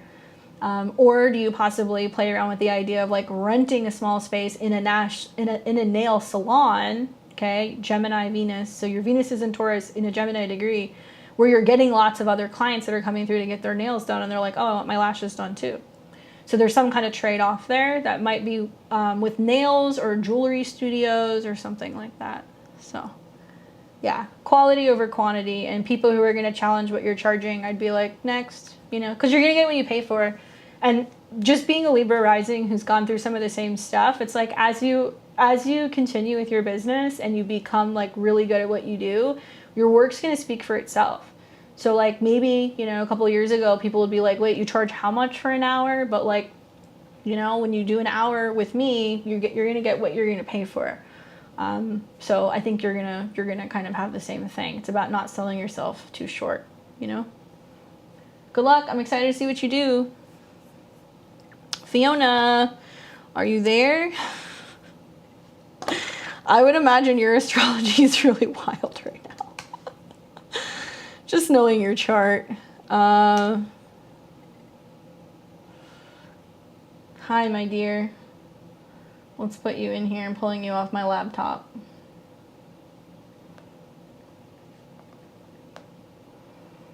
Okay, May 5th, 76.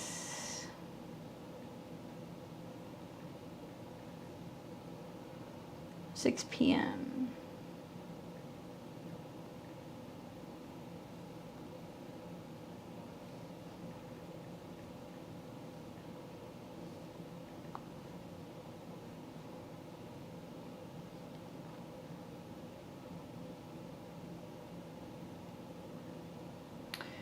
All right, so let's see what's going on for you here, Fiona. Another fellow Libra rising. Wants to know about her love life. Libra rising, sun in Taurus, and her moon is in Cancer. Love life is Mars. Mars is getting ready to leave Taurus here pretty quick. Mars is getting ready to come into conjunction with Mercury. So this tells me that there's possibly a little bit of a back and forth that you're going to be doing with another person. That gets strong right around August 26th. Possibly even somebody who's got like an accent, different background, they're from a different place. Talking to them, calling them, somebody who you meet while you're traveling. Look for that around the 26th, not too far off of this month. Keep in mind, Mars, which rules your house of relationships, this is for all Libra risings, it will go retrograde in your 9th house, which means people from the past can come back, but they're in other places. So they're like, hi, I'm in this other country, or I'm in another state. It can also be going back and forth legally, or deciding that you're returning back to a place and then somebody says, come visit me. So that's just something, just kind of food for thought. Mars coming into conjunction with your Mercury and coming into a trine with Saturn makes me wonder if you're actually talking from somebody from the past, sometime between the end of August and let's say the 3rd week of September. Now at that same time, Mars is also in a trine to your ascendant. So it's like, it's not like you're going out of your way to see somebody, but it's kind of like, yeah, I'll come see you. I'm going that way anyway. So pay attention for like love and relationships potentially on the road. It's very possible. It's very likely. Equally, you are going to be seeing that there is going to be a Mercury retrograde. This Mercury retrograde is going to be happening from Libra into Virgo. It's all happening in your 12th house. So tells me that there's like long nights, weird talking to people in other time zones, a lot of like back and forth, trying to kind of like find ways to communicate while they're in other time zones. And a lot of just like, once again, Libra risings, it's like, you know, does somebody reach out to you who you weren't anticipating hearing from? And is there a need to have a conversation and just kind of clear the air around relationships? For some of you guys, that's what's going to happen. Especially if it's somebody that you didn't anticipate you were going to hear from, or maybe you had a dream about someone and then they came in. As the year goes on, Fiona, I'm watching also like the North Node coming into your Placidus 7th house. So then now the North Node's in your 7th house of relationships. It's not going to be in the 8th house, which is like a cave. Now you're like, okay, who's going to start showing up for me? And you're going to have an eclipse, which is going to be right around here, around the 24th in Scorpio, 2 degrees Scorpio, conjunct your natal Uranus, whole sign ruler of your 5th true love. falling in love with yourself, loving yourself more, focusing on children, focusing on babies, all of that fun stuff, or just having like a younger lover. I have a feeling like whatever is going on between now and the end of September is like reevaluating the way that you look at relationships and like whether or not you just want to be forthcoming with somebody and tell somebody how you're feeling. You know, when you have a very strong Mars transit, that's when you end up having like relationship stuff happen. Now, Mars is going to go retrograde at the end of November, end of October, beginning of November, but I'm watching as the Sun, Mercury, Venus all come into a trine with your Mars. Sextile to Neptune in the 5th. Love life is a lot more stable by about mid-November because there's some really beautiful trines to your Mars. Likely there's like a lot of you showing up and being like, hi, this is what I need. Scorpio season is the halfway midpoint for a Taurus. So a Taurus starts looking around going, I've spent 6 months doing all this physical stuff. Now where do I stand with things emotionally? So there's like a lot of emotional reevaluation in regards to relationships and what you have for stability. And I could see you being like, I want commitment. I want something that's going to stick. It's going to try Neptune and Jupiter. So things are only going to get better. But I feel inclined to tell you, you want to wait and see how this eclipse is going to play out around the 8th of November. Full moon, lunar eclipse, super emotional, big decisions about relationships in Taurus, conjunct Uranus. And to me, it feels like there's this like realization that's like, this is what I want. Are you going to give this to me? Yes or no? Are you going to commit to me? Yes or no? And it's going to have a pretty big impact because it's also possibly going to make some changes revolving around where it is ultimately you decide to live. Mars retrograde in your 9th trine Saturn. So it doesn't really matter where they are. Don't let location affect you. And I'm assuming you're still kind of flexible with where you're living. But something's going to be going on there where you would consider some kind of major change as long as you know you have some stability and something solid with a partnership, and it's looking quite positive sometime right around mid-November. Watch out for people from the past. Listen to your intuition. That's going to be really strong here with this retrograde that's coming up in September. And I also feel like with Mercury going back and forth really close to your natal Pluto, it's about really having conversations with people and being direct and not letting other people withhold information and not like tell you certain things. Like just cut to the chase and just be like, what do you want? Especially people who are coming back that you're just kind of like, wait a second. Like, why are you coming back now? Like, where have you been? Like, what is it that you want? That kind of stuff. Mars retrograde in your 9th also makes me feel like you could be going back and forth in regards to documents with travel. Be thinking about starting a program, launching something, teaching something, publishing something. And it's gonna make sextiles to your descendant. So there is gonna be partnerships that are coming in, but there may be a sense of like not always physically being able to get to somebody because there's some travel delays that are going on. But long and short, right now, believe it or not, with all these planets that are going through Leo, there's much more emphasis actually in what's going on with career stuff. You're gonna see that when you get to the other side of August, it's not so much about career, then it becomes about friends, and then right before you see the sun cross your ascendant, you're taking like rest and recuperation, you're retreating a little bit. It can be a wonderful time during the Mercury retrograde to like travel with a partner and like feel something out and see if there's something that can be like really solid there for you guys to build together. Okay. Hopefully that's helpful for you. Thanks for tuning in. Let's see, who else do we have here? We have got, let's see, so we had Fiona, we got Stephanie, Lynn. Okay, here we go. So we've got, just so people are aware of how many people I have left. So I have Lynn, Rachel, Courtney. I forget who Venus and Gemini is, remind me. Matt Powers. I know we also have somebody who is in the super chat. Who was that?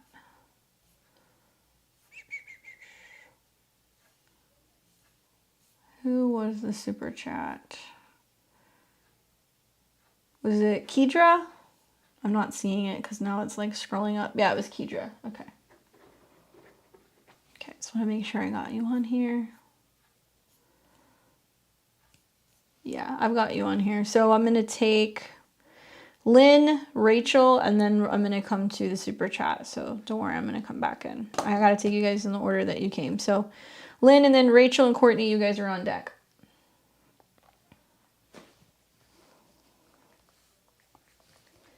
All right, so Lynn, lunar return. Okay, where were you born? You're living in Kennewick, Washington, but where were you born? 5/23/59. Thank you for the time.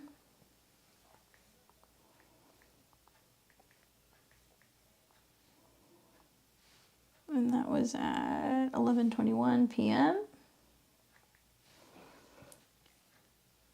Honolulu. Thank you.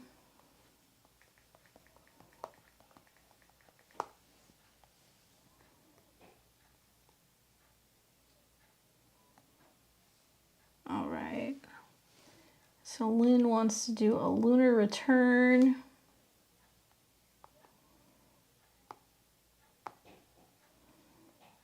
And that's the one on 8/8, I'm going to assume.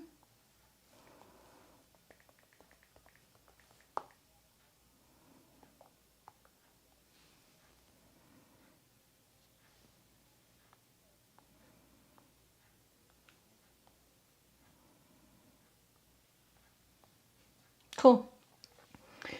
8/8 lunar return. We've got Moon and Sag in the 4th. Hell of a week. Dropping a relationship right at the Venus-Pluto opposition. Sounds about right. Virgo rising chart with an emphasis obviously on the moon because it's lunar, but also on Mercury. Mercury at a 7 in the 12th. Releasing and letting go of a relationship and going into an ending. 12th house. Mercury trine the North Node, so that's healing. Mercury quincunx Jupiter, holding space for somebody new. Mercury in a slight trine actually to that moon in Sagittarius. It's about 11 degrees, but I'll give it to you. Moon in the 4th. I mean, what can I say about that? You know, you've got the moon that's conjunct the IC. It's very sensitive, very emotional. It's like, leave me alone. I want to stay home. And it's in a square to all the angles. So things are changing because it's mutable, right? Moon square Neptune, I mean, you're coming into that square, so you're going to see this a lot during your lunar returns for the next, like, 2 years or so. It's just representing that, like, softening or something in regards to, like, being more open to what's changing for you emotionally. Confused feelings is what I see with, like, Neptune opposed the moon or square the moon. Cool. So the moon's comfortable at home, and that being in the 4th house is, you know, making changes within the home base, but maybe it's just like really feeling like you're getting settled in. That's kind of the feeling that I'm getting. Also, I think that with this being in a Gemini degree, it's also playing into that Mercury. That's kind of like, I'm not ready to talk yet. I'm not ready to talk about it. I don't want to hash it out. I need some space. You might just be feeling like you're pulling back a little bit. Interesting that it also happens to be setting up when the sun is in the 11th in opposition to Saturn square Uranus. Perhaps maybe this is like feeling like on the heels of making changes in that relationship, like turning more to some of your friends and seeing that there's like more support coming from other people. And like you can actually feel like some of your true friends are really showing up for you right now. I don't know if like other like late degree Virgo risings, early Libra risings have felt that. I've seen that a lot, like just being a 0 degree Libra rising, like the last like 2 weeks, like there's been friends who just out of the blue are like, hey, what's going on? And they've like really showed up, which is cool. So I think that you might see that, and you might kind of realize who some of your real friends are and people who kind of come through when you are kind of going through some of the turbulence of having moved and adjusting and then also going through a breakup. Sun opposed Saturn is not fun. So even though this is like a lunar return, you're going to be feeling like that separation really for like the entire lunar cycle. I would really pay attention. I mean, I'm sure you felt it during the full moon, but I would really pay attention also like when the moon goes into Gemini and then when the moon goes into Leo. That period is going to be interesting because it's going to reenact that. Yeah. Yep. Just came back into view. Friends will come back to help you. Saturn in the 5th is like needing people from when we were younger. And then the sun going through the 11th house is like people are going to be like, hey, how are you doing? It's kind of like a pick-me-up. So yeah, it can be something that can kind of help you through the process. You happen to have your lunar return right when like the sun and Saturn and, you know, Mars were all coming into a square. So it's also suggesting that you're looking at happiness differently and you're focusing on being responsible for your own happiness, like not holding anybody accountable for your happiness anymore. So if a relationship wasn't cutting it, if friendships aren't cutting it, you're going to be more focused on how you can bring more attention to your own happiness and feel like you're filling your own cup rather than waiting for other people to do that. I would say Saturn at 22 is like, what are you working on that brings you personal joy? Which friendships are worth working for? How can you meet people halfway? And I have a feeling that, like I said, you know, probably going and studying and learning about the transit Neptune square the moon can be really helpful, especially because your moon is at a 28 of Sag. So it's like a Cancer degree. So it's a lot of like, where is home? What are my roots? You know, what's going to feel like it's going to be home to me? And sometimes I see when people go through Neptune square, they're looking for home and they'll kind of like wander a little bit and then they'll realize like, oh, it's me. So it can save you a whole lot of like movement and relocation just to kind of realize like it's within yourself. And P.S. Mars is going to retrograde in opposition to your moon square Neptune. So you're going to see other options that are going to be emerging, and maybe like you're in a temporary holding space for a period of time until you figure out what the next step is. And you'll see that happening a lot throughout the Mars retrograde that's going to be taking place over the next several months. Oh my God, it's been like 7 months, I think, or maybe 8 months of having Mars in Gemini. I'm like, as a Scorpio, I can't imagine that. Like for me, that's just going to be like, oh boy, I know there's going to be lots of change happening, but to have Mars in opposition to your moon, it can also bring other people who incentivize you and like try to get you to come out of your emotional shell. So you want to watch for that as well. But I think that, yeah, Venus opposed Pluto, woof, it's in a Taurus degree. So it's like, whoever it was, they were around, but they weren't making you feel safe. They weren't making you feel secure. They weren't making you feel love. They're like, I'm here, but you're like, I need more than that. So maybe there is like a sense of like parting with relationships that you're having just for the sake of having relationships, to be willing to go your own way for a period of time until you can find something that's actually really going to make you feel secure and going to show up in a way that is going to be more reliable. It's kind of the feeling that I'm getting. But yeah, lots of catharsis with Venus in opposition to Pluto.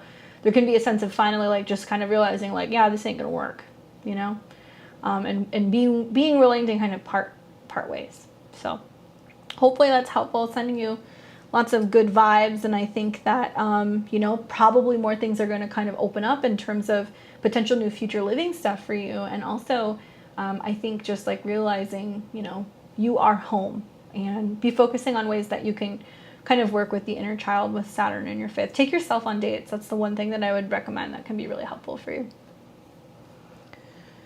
All right. Who else do we have here in my list? All right, so that was Lynn. We got Rachel and Courtney. You're welcome, Lynn. Thanks for stopping by. Rachel. All right. Do I have you in here? No, I gotta put you in here. I gotta clear people out every so often. Otherwise, I have a ton of people, and I'm just like, 5484.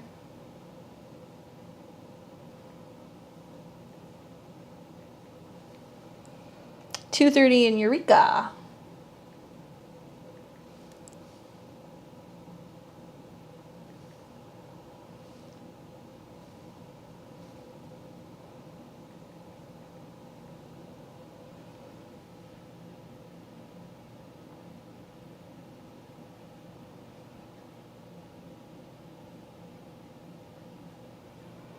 Virgo rising, Sun in Taurus, Moon in Gemini. What do you see coming for the rest of the year? Looking at Mars retrograde in my 10th. I just got a new job, and Pajama Guy and I are hanging out a lot. Still wondering if it's going anywhere. I was waiting for it, Rachel. Pajama Guy. Those of you guys who are not aware, that's the ongoing storyline, is Pajama Guy. Oh my gosh, Rachel. So you're gonna have Mars going retrograde back and forth over your Juno and your moon. Okay, Juno is the husband or the spouse. It can, for a woman, it's also Jupiter, so it can go either way. I'm very interested because to me it looks like Mars is about your 8th house, and this is about other people's money or resources. So when you look at the 8th house, I want you to think of like what the 2nd house is to you, what they can spend. It's also about sex and sexuality, connection, all that fun stuff. Jupiter is going retrograde, so you're reevaluating how you can be changing and merging with another person, and talking about the changes that would literally need to happen emotionally, financially, or within the home base to facilitate you guys being able to have a deeper relationship. Now, Mars going into your 10th, like any Virgo rising, I don't care if you have Gemini placements or not, like if you're a Virgo rising, because you're going to have Neptune in your 4th, and because I know you got some placements in Virgo, it doesn't matter if you have placements in Sag, something's going on. Like you're going to see that you're kind of pivoting between two potential jobs, or you're like reevaluating what you're doing professionally, and you're kind of wearing a couple different hats. Pay attention to August 31st through like the 5th of September, because that's when Mars is on your North Node. So you're working, you're trying to make sense of something, you're learning new tasks, and it's coming into shadow, okay? What I'm wondering is, once Mars comes into an opposition with your natal Uranus, that to me looks stressful, because you're like, I'm super busy at work, Mars opposes Uranus, it's like, I have a lot going on. My schedule between my home life and my kids and my responsibility and getting things done and working is like nuts. So as all Virgo risings are dealing with right now, Saturn's in your 6th house. So it's things like, do you feel like you're eating well? Are you making time to stick to your schedule? Are you prepping your food? Are you making time to spend time with your friends? Are you going to the gym? Like, these are things you need to think about. I feel with Mars coming into a trine with Saturn, even in spite of the fact that it's going to square Neptune, is like, you gotta really focus on staying on task, getting things done, being organized. If you feel like you don't have time, then part of Mars in your 10th house, in a trine to planets in your 2nd house and a Mercury retrograde in Libra, is like, these people better pay you more, Rachel, because you're filling several positions at once. Like, you're working several different people's jobs. I would look at that September period as reevaluating and going, is it worth the money that I'm making? Do I want to look for something else? You can change your mind when Mars goes retrograde in your 10th house. You can renegotiate a salary. It's going to trine Pluto, and it's also going to trine Mars, in your North Node. So it's like, there is an opportunity here to be like, hey man, you guys need to hire somebody, or I need an assistant, or you guys need to pay me more because this is crazy. So I definitely feel like I would use the Mercury retrograde to kind of renegotiate some of that stuff, if at all possible. Mars comes into a square with Neptune, and here's the thing. The 10th house in astrology, okay, I'm giving you guys lots of goodies tonight.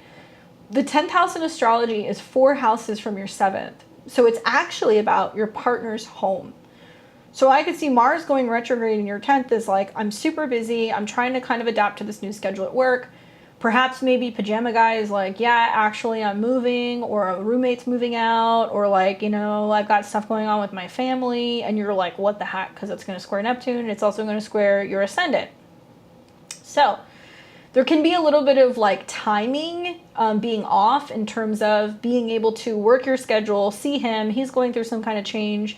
You might hear him say, a roommate's moving in or out, my brother's coming to visit, I'm looking at another place, like something like that. And I feel like with all the squares, but also the sextiles to Jupiter, it's making me think like, this is a really good way of kind of feeling out this potential relationship and being like, what are we doing? Like, we're both working so much, we've got things going on, like, when are we making time for each other? Like, does it make sense for us to be like adjusting our schedules so we can see each other more? Are we spending more time outside of the house? Are we talking about making changes in our private life with where we're living so we can potentially get to a point where we could talk about like living together? These are all things that I would kind of consider. Every single time Mars opposes your natal Uranus, though, your schedule's going to change. So definitely take that into consideration. And Mars is going to stop short of your moon, which is the ruler of your 11th, which is like goals and like being able to kind of like navigate a team. So Mars will come back to 12 degrees again, and this is going to be right around December 16th. It's going to ding Uranus, ruler of your 6th, and Saturn's in the 6th, and it's going to be back into a square with your natal Mars, which is kind of like, you need a team who's competent. you can't be running around doing a bunch of stuff for other people, and perhaps maybe you need to be given more power or more control over what's going on at work and like managing something and getting paid more, or they need to be actually expensing like hiring people to help you so you're not running around like a crazy person. Saturn in the 6th can be accidents. It's squaring Mars. So you also need to make sure you have health insurance. They're paying your benefits. Like these are things that I would be talking about, especially on the job stuff. Be very careful with the Mars retrograde because it's going to square Neptune and you're more prone to like getting injured or having accidents just in general, you know? But I think that the Mars retrograde in your 10th is like reevaluating, like, is this the job for me? Other things will pop up as it squares Saturn as well. But I also feel like I would really use the Mercury retrograde in Libra in that mid-September through October period to renegotiate, because I think you're going to be able to get a little bit more pay. That's what I would do. And if you decide by the time Mars goes direct that you're like, yeah, this isn't the job for me, most likely it wouldn't even be until the new year anyway. And I would give it until maybe Venus and Saturn come together and square your Mars. And that would be at the end of January of 2023. Okay, so you need at least that time to kind of figure that out. Hopefully that's helpful. Okay, so that was Rachel. So we've got Courtney. Before I get to Courtney and Venus and Gemini and Matt Powers, let me get Kendra so I don't lose her. Kendra. Let me see where your info is. I know you sent it, but there was like a couple back and forth.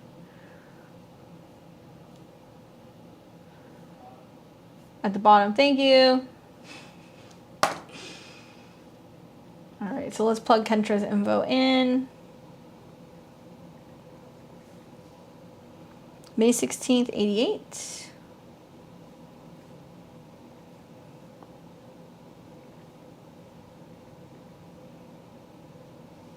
And that was at 12:10 a.m.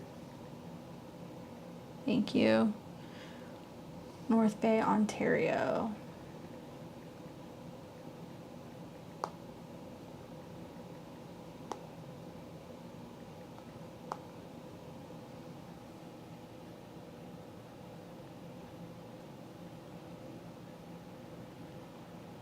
And did you have a particular question, Kendra? Just career questions. Okay, I got you. You can shoot. Let me pull your chart up. Let me see what you got going on here. Just a second.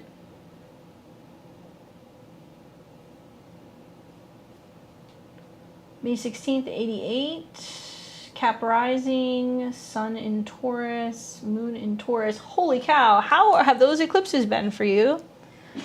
Bang, bang, bang. So you had an eclipse mid-November on your sun and also very close to your moon. And now you've got Mars on your sun. Talk to me. I've been at home with the kids and I couldn't get care of studies because I couldn't finish placement. I took business and I was an esthetician for many years. Studying astrology on my own and I took... Wow, I was like already thinking like, okay, mid-May she's getting hit by the eclipses, but it hit your sun and also your moon. I can see that. Well, your midheaven is Scorpio, although some people would say Libra, but that's bullshit. Let's talk Placidus. So Mars rules Scorpio, it's your traditional ruler, and you've got Mars that is in Aquarius in the second house. Sun square moon square. I mean, really, it's going to be like this back and forth, you know? As you're having Saturn come into conjunction with your Mars, it's going to be like, what can I do that's going to pay the bills? That's really, I mean, and whenever you see squares between fixed signs, you got a lot of grit, but you feel like you have to make choices. And right now with all these planets that are in Leo coming into an opposition with your Mars and squaring your fourth house is like you having to talk to partners or talking to other people about like what you can do to get the bills paid.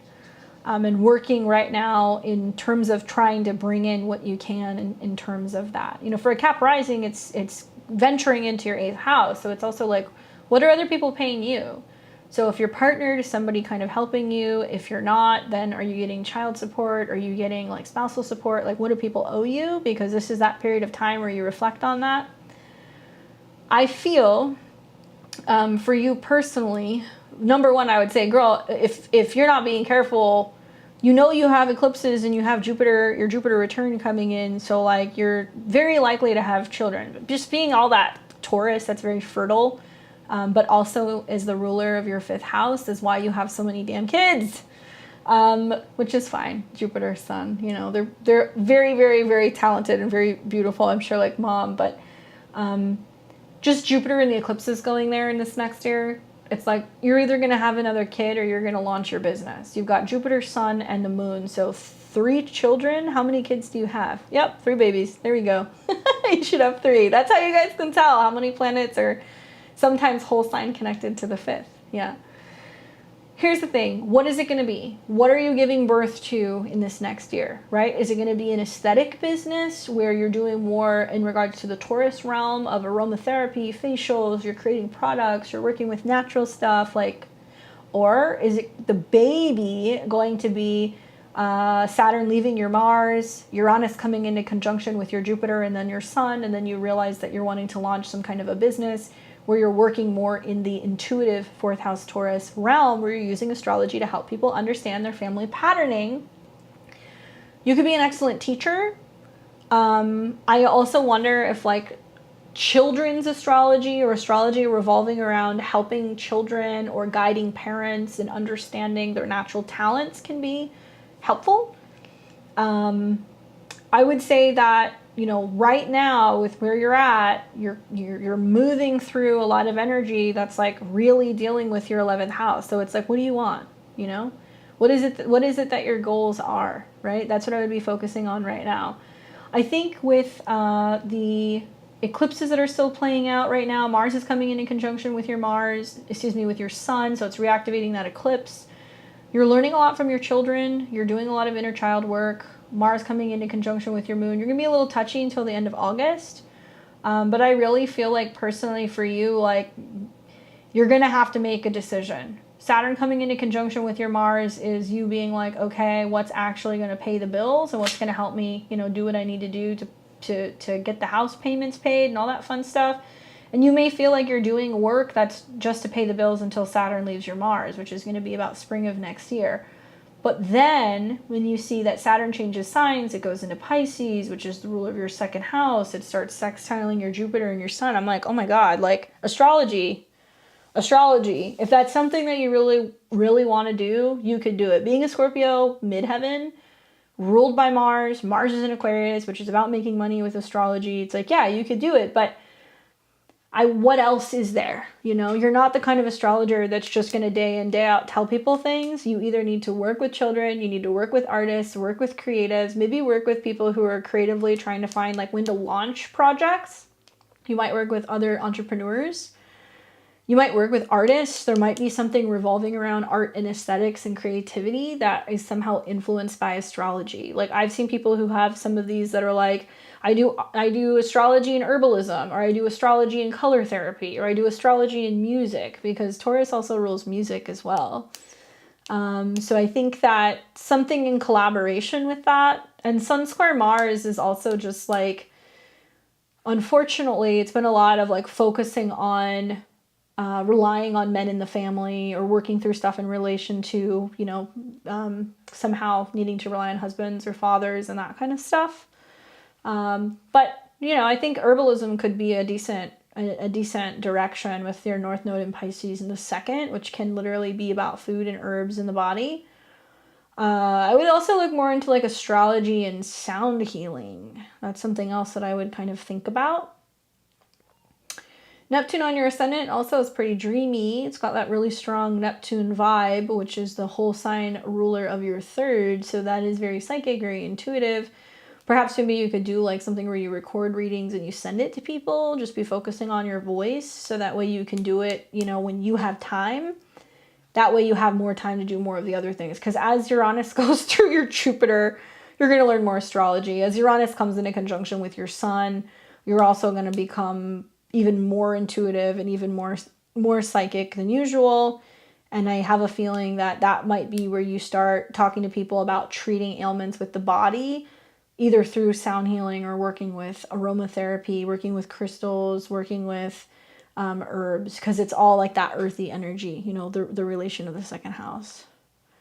My mom's even called it out, and she's never believed anything like this, and she isn't spiritual at all. Yeah, I mean, I think, you know, the other thing is like having your sun and your moon conjunct in Taurus, ruled by Venus, and you've got Venus on the descendant, is like, and it technically it's on the 6th, having clients, bringing people in, helping them, healing them. You know, it's like a lot of people are like, oh, astrology is like more predictive, and it is, but it can be like super, super therapeutic when you understand that like life happens because we agreed to this, you know, very early on, and we had to go through a whole set of lessons, and you know, we're just being reminded of what like the glory plan was, because we have to have those experiences. So for you, there's a lot that you learn about the past, family, 4th house stuff, roots. That's why they say people who have lots of planets in the 4th house are intuitive, but also it's always checking in with the past. And I can see maybe you come from like a faith-based family, you know, Jupiter and the sun in the 4th, but more traditional, something that's more conservative. But it's branched into intuition because you have all of those planets that trine your ascendant and also Neptune.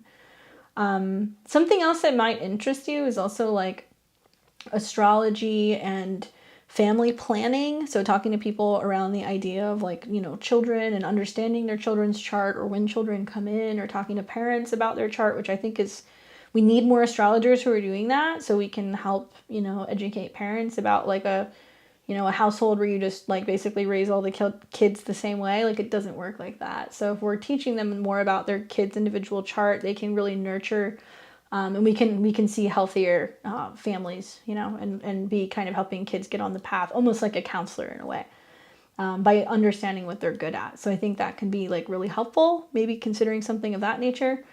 And do consider plants, because Taurus can be food or plants, and it's in the 4th. So there are astro herbalism courses if that interests you. Maybe perhaps when Saturn comes into conjunction with your Mars in the new year, that's when you would consider doing something like that.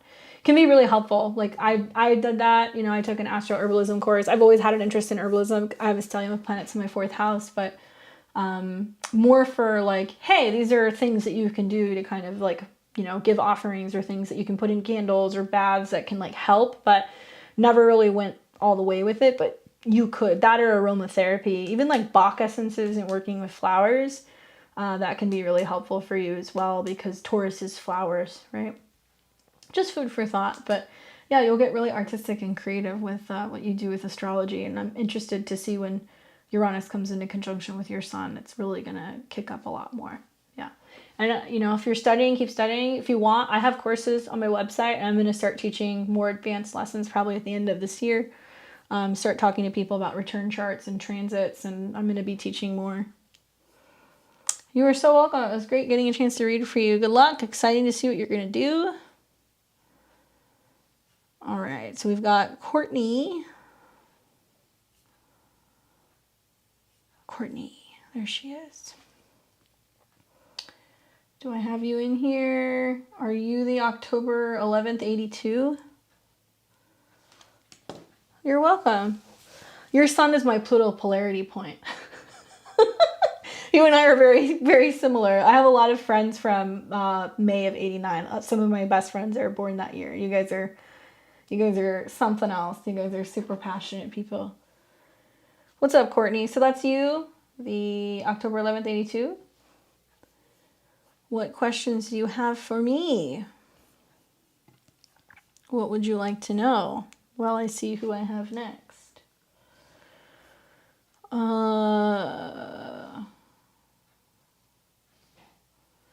So we got Stephanie, Courtney, Kendra. So we should have PJ and Matt Powers left after Courtney. If there's anybody I'm missing, please let me know.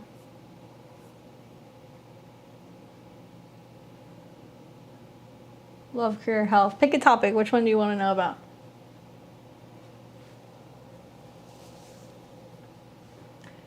Saturn in your 12th, trine Saturn, trining your sun. Health is important. That's clearing up, but it's connected to mental health stuff. how mental health affects the physical body. Career, you got it. Well, Jupiter rules your 10th house of career because you're a Sag midheaven. You've got Jupiter that is now going retrograde in Aries, technically through your first house because you have an intercepted Aries. So, well, yeah, you have Pisces and Aries technically in the first house. I feel like right now with Jupiter in your second, it's going retrograde into your first, and it's going to come back into a square slightly with Neptune. So it's a lot of like, what direction am I going in? What am I doing? You're going to see a lot more that's going to be opening up for you later in the year. You know, all Libras across the board, regardless of your ascendant. Saturn is 5 houses away right now. So you're trying to find what makes you happy, what makes you feel inspired. Because it's in your 12th house, it's like a need to like really sit and meditate and reflect and be asking yourself like, what is my purpose? Where am I going? Now, in the midst of this, it's also coming out of a square with your natal Jupiter. So it looks like the last year has been like a big question mark with some of your career stuff. I'm seeing new stuff that's going to start popping up for you, I think more so likely at the end of this year. Granted, you had a full moon in Sagittarius not too long ago, so let's look at that. Yeah, I'll just do it this way. That's fine. So when the sun was in Gemini, back here, and there was a full moon right around here. June 13th. Yeah, not sure you're interested in healing. Mars being conjunct your midheaven. Mars is the ruler of your second, working with the body. Dispositor is Jupiter. So, yeah, I think that healing that's going to be more abstract. So it's going to be like quantum healing, Reiki, spiritual healing, psychic surgery. Like these are things that are going to be more attractive for you right now. Now that Saturn is going retrograde in your 12th, it tells me that you need to like do the studies and the work behind the scenes. I could see you doing some kind of like psychic intuitive healing. But you would want to wait more so until, number one, you've done the work, and also make sure that you don't have any health stuff going on in the midst of some of this. Saturn in your 12th trine all of your Libra also makes me feel like this can be learning how to do remote healing or stuff at a distance where you're not physically around people. You don't need me to tell you, like you're very affected by other people. Mercury, Venus, Sun, Saturn, Pluto in the 7th house. It's like relationships really can be all consuming for you, and I almost wonder if like it makes sense for you to use this as an opportunity to start doing work with people at a distance and being like, okay, let's talk about your problems, what's going on, let me go and sit in my room, do my remote healing, do my work, and then get back to you. Like really having boundaries with other people is super important right now. Big time. And you're developing your hobbies and your skills behind closed doors. So there's also like a need to like practice meditation, clearing your space. Like these are things you need to do. Jupiter is the ruler of your career house. It's located in the 8th. I feel like once you have like a Jupiter coming into, could be an opposition. Maybe you'd consider launching something in November and seeing how it goes when you're having those eclipses. But I have a feeling that once Jupiter goes into Taurus and it's opposing your natal Jupiter, you're actually doing this work somewhere closer to next spring going into summer. I can see that you're going to have a reevaluation of what you're doing work-wise next summer anyway. And Saturn's going to be on your ascendant. So you're going to need some kind of space from people or individuals. You're not going to want to be close to people all the time. You're going to need a private space or a private room to work from. So I think it's also saying that you need to like have an office or something that you're doing outside that's away from others so you can do this work. But yeah, boundaries are going to be like a huge thing. The other thing that I would say that's kind of going on currently is you're just coming out of Pluto in Capricorn squaring all of your, squaring your natal Pluto Saturn. And also it's coming into squares with your second house. So the next thing that you're looking at is going to be making changes in some of your friendships and like figuring out what is and is not healthy. Your healing journey is a thing because Sun is the ruler of your house of health, and you've got Sun conjunct Saturn and also Venus, so you take on other people's stuff and it affects your health. Specifically your back or your kidneys. It can be stuff relating to your hormones. But I'm very curious to see if you have back problems, because you should have back problems, and it's literally an energetic result of you taking on other people's stuff. Yeah, Libra, lower back, you know, kidneys, that kind of stuff. I would say you shouldn't be eating a lot of sugar, even though you probably like it because you got Venus and the Sun conjunct. And I would be saying anything that's going to like limit inflammation. Sun, Venus, Saturn is also like knowing when to tell other people you need help and not taking their stuff on themselves. Finding something that you can do to kind of balance stuff out. So maybe like yoga. Sun, Saturn people do really well with yoga. But yeah, all the back problems are your chart's way of trying to get your attention because you take on other people's stuff. So Saturn in your 12th house right now, trining all of that, is saying, hey, you can let it go, but you want to learn how to like say to your family or to your partners or whatever, I need an hour, leave me alone. I'm going to my room. I need to listen to my meditation. I need just to stretch. Or I need to go to bed and I need to have the bedroom to myself. Like there is a need for you to do that, because the pain, like something that I've noticed is like weight and pain are the two things that ground us in the third dimension. So if we're not listening and we're not paying attention to what we're supposed to be doing, we're going to have pain, we're going to have accidents, we're going to gain weight, we're going to have dislocations and broken things and stuff that's going to get us to sit there and feel what we're feeling until we work through it. So for you personally, you know, to be honest with you, you're in a pretty decent time having Saturn in a trine to your Sun and your natal Saturn. You can clear a lot of this stuff out. But it's also knowing when to ask for help rather than taking everything on yourself. You may find healers and other people who you can be working with right now, and you might tap into like a healing modality that you're like, oh my God, this really worked for me. There in turn, I want to do it for other people. But whatever you end up doing for other people, you need space between you and other people. And I think that once you start learning how to do whatever this new modality is, you're going to see changes. Really lean on that Jupiter transit. You're going to hear for Libra like, oh, Jupiter's in your 7th house. It's great for relationships. No, for you, it's your relationship with yourself and your body. So you're healing yourself. That's what you're doing, you know? And the Mercury retrograde, pay attention to relationships in September. There's a lot of renegotiating things and recommunicating and expressing your boundaries with other individuals. Hopefully that is helpful for you, Courtney. Who was Venus in Gemini LLC? Also, I love that name. I forget. And you're welcome, Courtney. Let's see, you sent 2.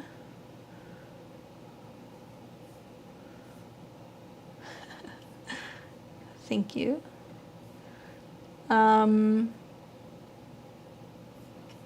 Let me pull this up so I can get you here. What's up, Jennifer? We actually wrap readings for the night. You missed us, but we'll be back next Saturday for tarot, or 2 weeks in for astrology. The Venus and Gemini person, who was that? Was that PJ? Is that you, PJ?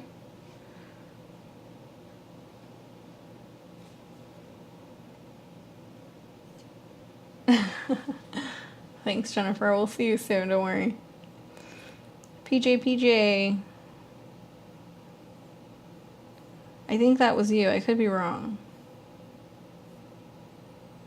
Let me know. I need to know. I can put your info in, but I need to know. Is it your time? Hold on.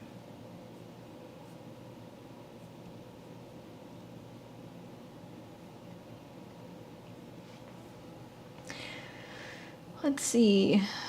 I have you 7/23/1980 in Albany, Georgia. But I need to know your time. And you're asking about career and relationship. So I need your time and pick a lane.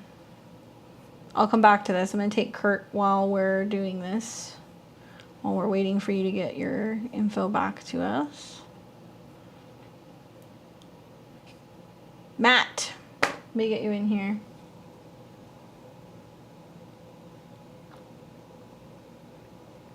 How are you, my dude? 123.95.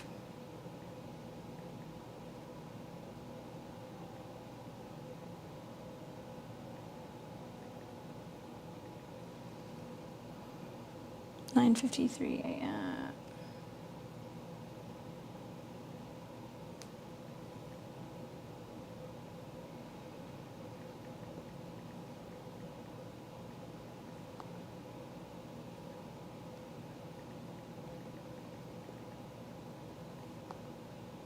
Oh my gosh, I can't spell tonight, huh? There you go. Murfreesboro. Gets me every time.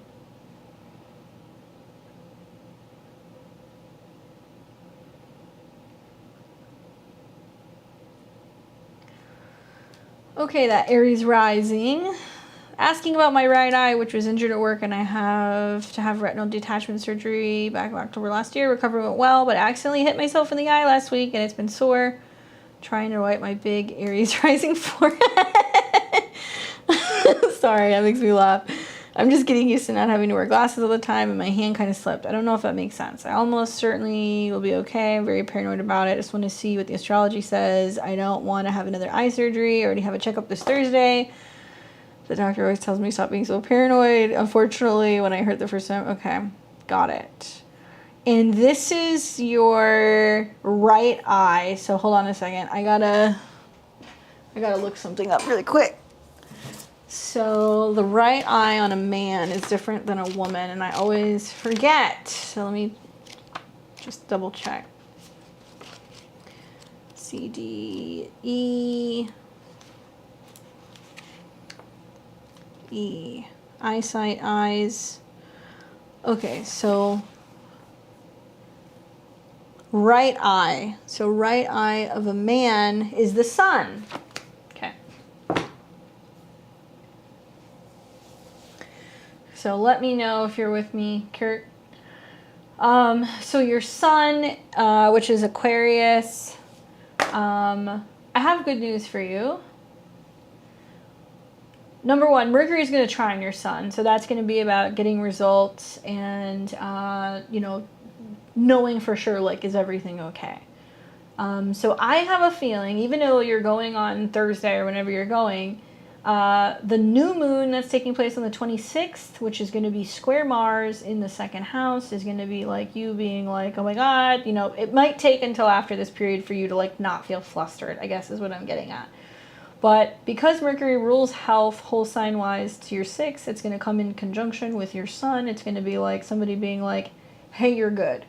You may even notice that you stop worrying about it. You're not concerned. You're not as like weird also about potentially hitting your eyes right around the time that the Kazemi happens, which will be around the 22nd of September.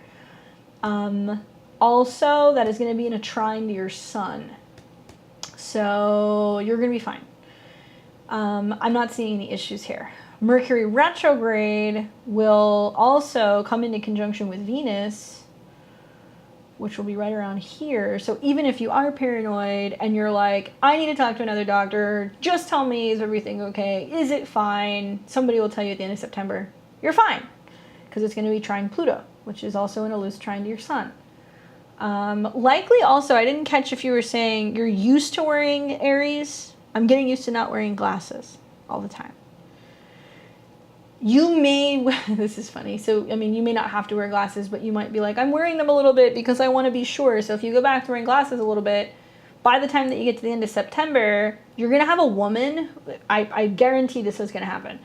You're going to have a woman, might be somebody at work, who says to you, because Venus is a woman, trine Pluto, I noticed you wear glasses and then you don't wear glasses. And you're going to go, yeah. And she's going to go, why are you wearing glasses? And you're like, well, because I had this thing and I don't know if I need it. And she's going to be like, I like you better without your glasses.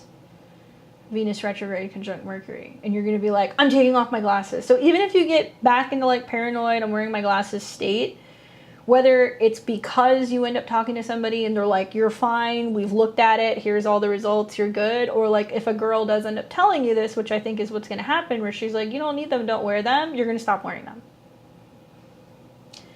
Down the road, and this is way down the road, you are going to have a Pluto conjunct your sun, but it's at a 3. And I have a feeling that this is like years from now, Kurt, all right? So I'm just going to tell you this. When Pluto comes into conjunction with your sun, and it's going retrograde over your sun in 2026, and the South Node is conjunct your Mars, if for whatever reason you do need some kind of surgical anything, this is a big if, I feel like science will have advanced and there's going to be some kind of laser or something where it would just be very quick and it would be something that you could just jump in and take care of. I would also say maybe like when the South Node's on Mars and maybe Jupiter's coming into conjunction with your Mars, but it would purely be for like cosmetic reasons more than anything. I don't think that necessarily has to be your eye. Your sun could be your heart. Your sun could be, you're like, I want a tattoo. Like, I don't know what's going to happen, but there's going to be something else that's going to go on there. But believe it or not, eyesight issues we actually see with like 21 to 18 degrees of Gemini, I believe. It's conjunct, what is that? The Crying Sisters, I can't think of the name of it, but there's a constellation that literally deals with blindness. You don't have it. You don't have it. You don't. You have Vesta retrograde that's in opposition to Venus, and I think that's just you going back and forth between different doctors. This is going to drive me crazy now. Hold on. Constellations in Gemini. But I have seen people who have a North Node there, or if they have like Mars there or something. Yeah, Weeping Sisters. What is it called? It was the Hyades, the Weeping Sisters, also known as the Radiant Ones, a cluster of stars in the constellation, in Vedic they'll say Taurus, but it's in Gemini. It's called the Five Daughters of Atlas, the Seven Sisters of Pleiades. So this is specifically 28 to 29 degrees, but I've seen it as early as 21 degrees. I know that you probably didn't ask for all of that, but I'm just giving you the heads up that I would be more concerned if you had placements in those degrees. That may be an indication that you're going to have issues with your eyesight. Also, you're going to be seeing here pretty soon your chart ruler is going to go retrograde in Mars, and it's going to be in your 3rd house. It's going to square Neptune in your 12th, and it's also going to square all these planets in your 6th. But I think this is about you being like, I don't need to feel like I need to have protective gear on my face or like whatever, personally. So I think you're fine. Wait for that Kazemi moment with Venus, and I think maybe it's going to be some woman being like, you don't need it, you're fine, don't wear them, or like, I like you better without them. But somebody's going to give you a compliment, and I think you're going to be like, okay, cool, I don't need it anymore, you know, because you're going to get a little attention probably from a lady who's going to give you that. Hopefully that's helpful. I have not heard back from PJ. PJ, I would love to do your reading, but I don't have your time. So if I don't have your time, and I think I have your location, but I don't have your time, I can't do your reading. So if you're coming back and you're watching this and you're like, where is it? I can refund you unless I hear from you. And you can come back around. We can do this another time, but I gotta have that time to be able to cast your chart because I want to make sure it's accurate. I don't want to guesstimate. But I will guesstimate because it says Venus and Gemini LLC that you're going to have lots of questions about your love life. So I do recommend coming back because of the impending Mars retrograde. Guys, thank you for spending Saturday night with me. It's been real. It's been fun. It's been real fun, but I'm done for the night. Tomorrow morning, because I'm teaching a class, you guys have been getting my Sunday morning videos early. I'm going to talk all about transit Mercury and Virgo, trining the North Node and Uranus, what it means for your future, and how we can be open to receiving Destiny's Call. Fun little aspect that's happening this week. In this next week, I'm also putting out a video talking all about the Mercury retrograde because shadow is coming, so I'm sure you guys want to hear all about that. And we're going to talk about Mars retrograde in Gemini. So we've got some big transits that are coming, a new moon in Virgo, lots of mutable energy, and we're still coming off of some of these squares. So I just want to say thank you for joining me. Thank you for liking, commenting, sharing on my videos. Sharing is caring. If you want to become a member, if you want a reading with me, check out my links below. You can find me at beyondtheveiledtarot.com. I'd be happy to see you. I have full and half-hour sessions available. I also teach astrology, so if you want to learn what I do, if you want to learn beginner's astrology, I haven't gotten into transits or anything yet, that program is available on my website for purchase. You can get in there and get over 18 hours of instruction from previously recorded live courses. Anyway, you guys enjoy the rest of your night and your weekend, and I will see you very soon. Take care.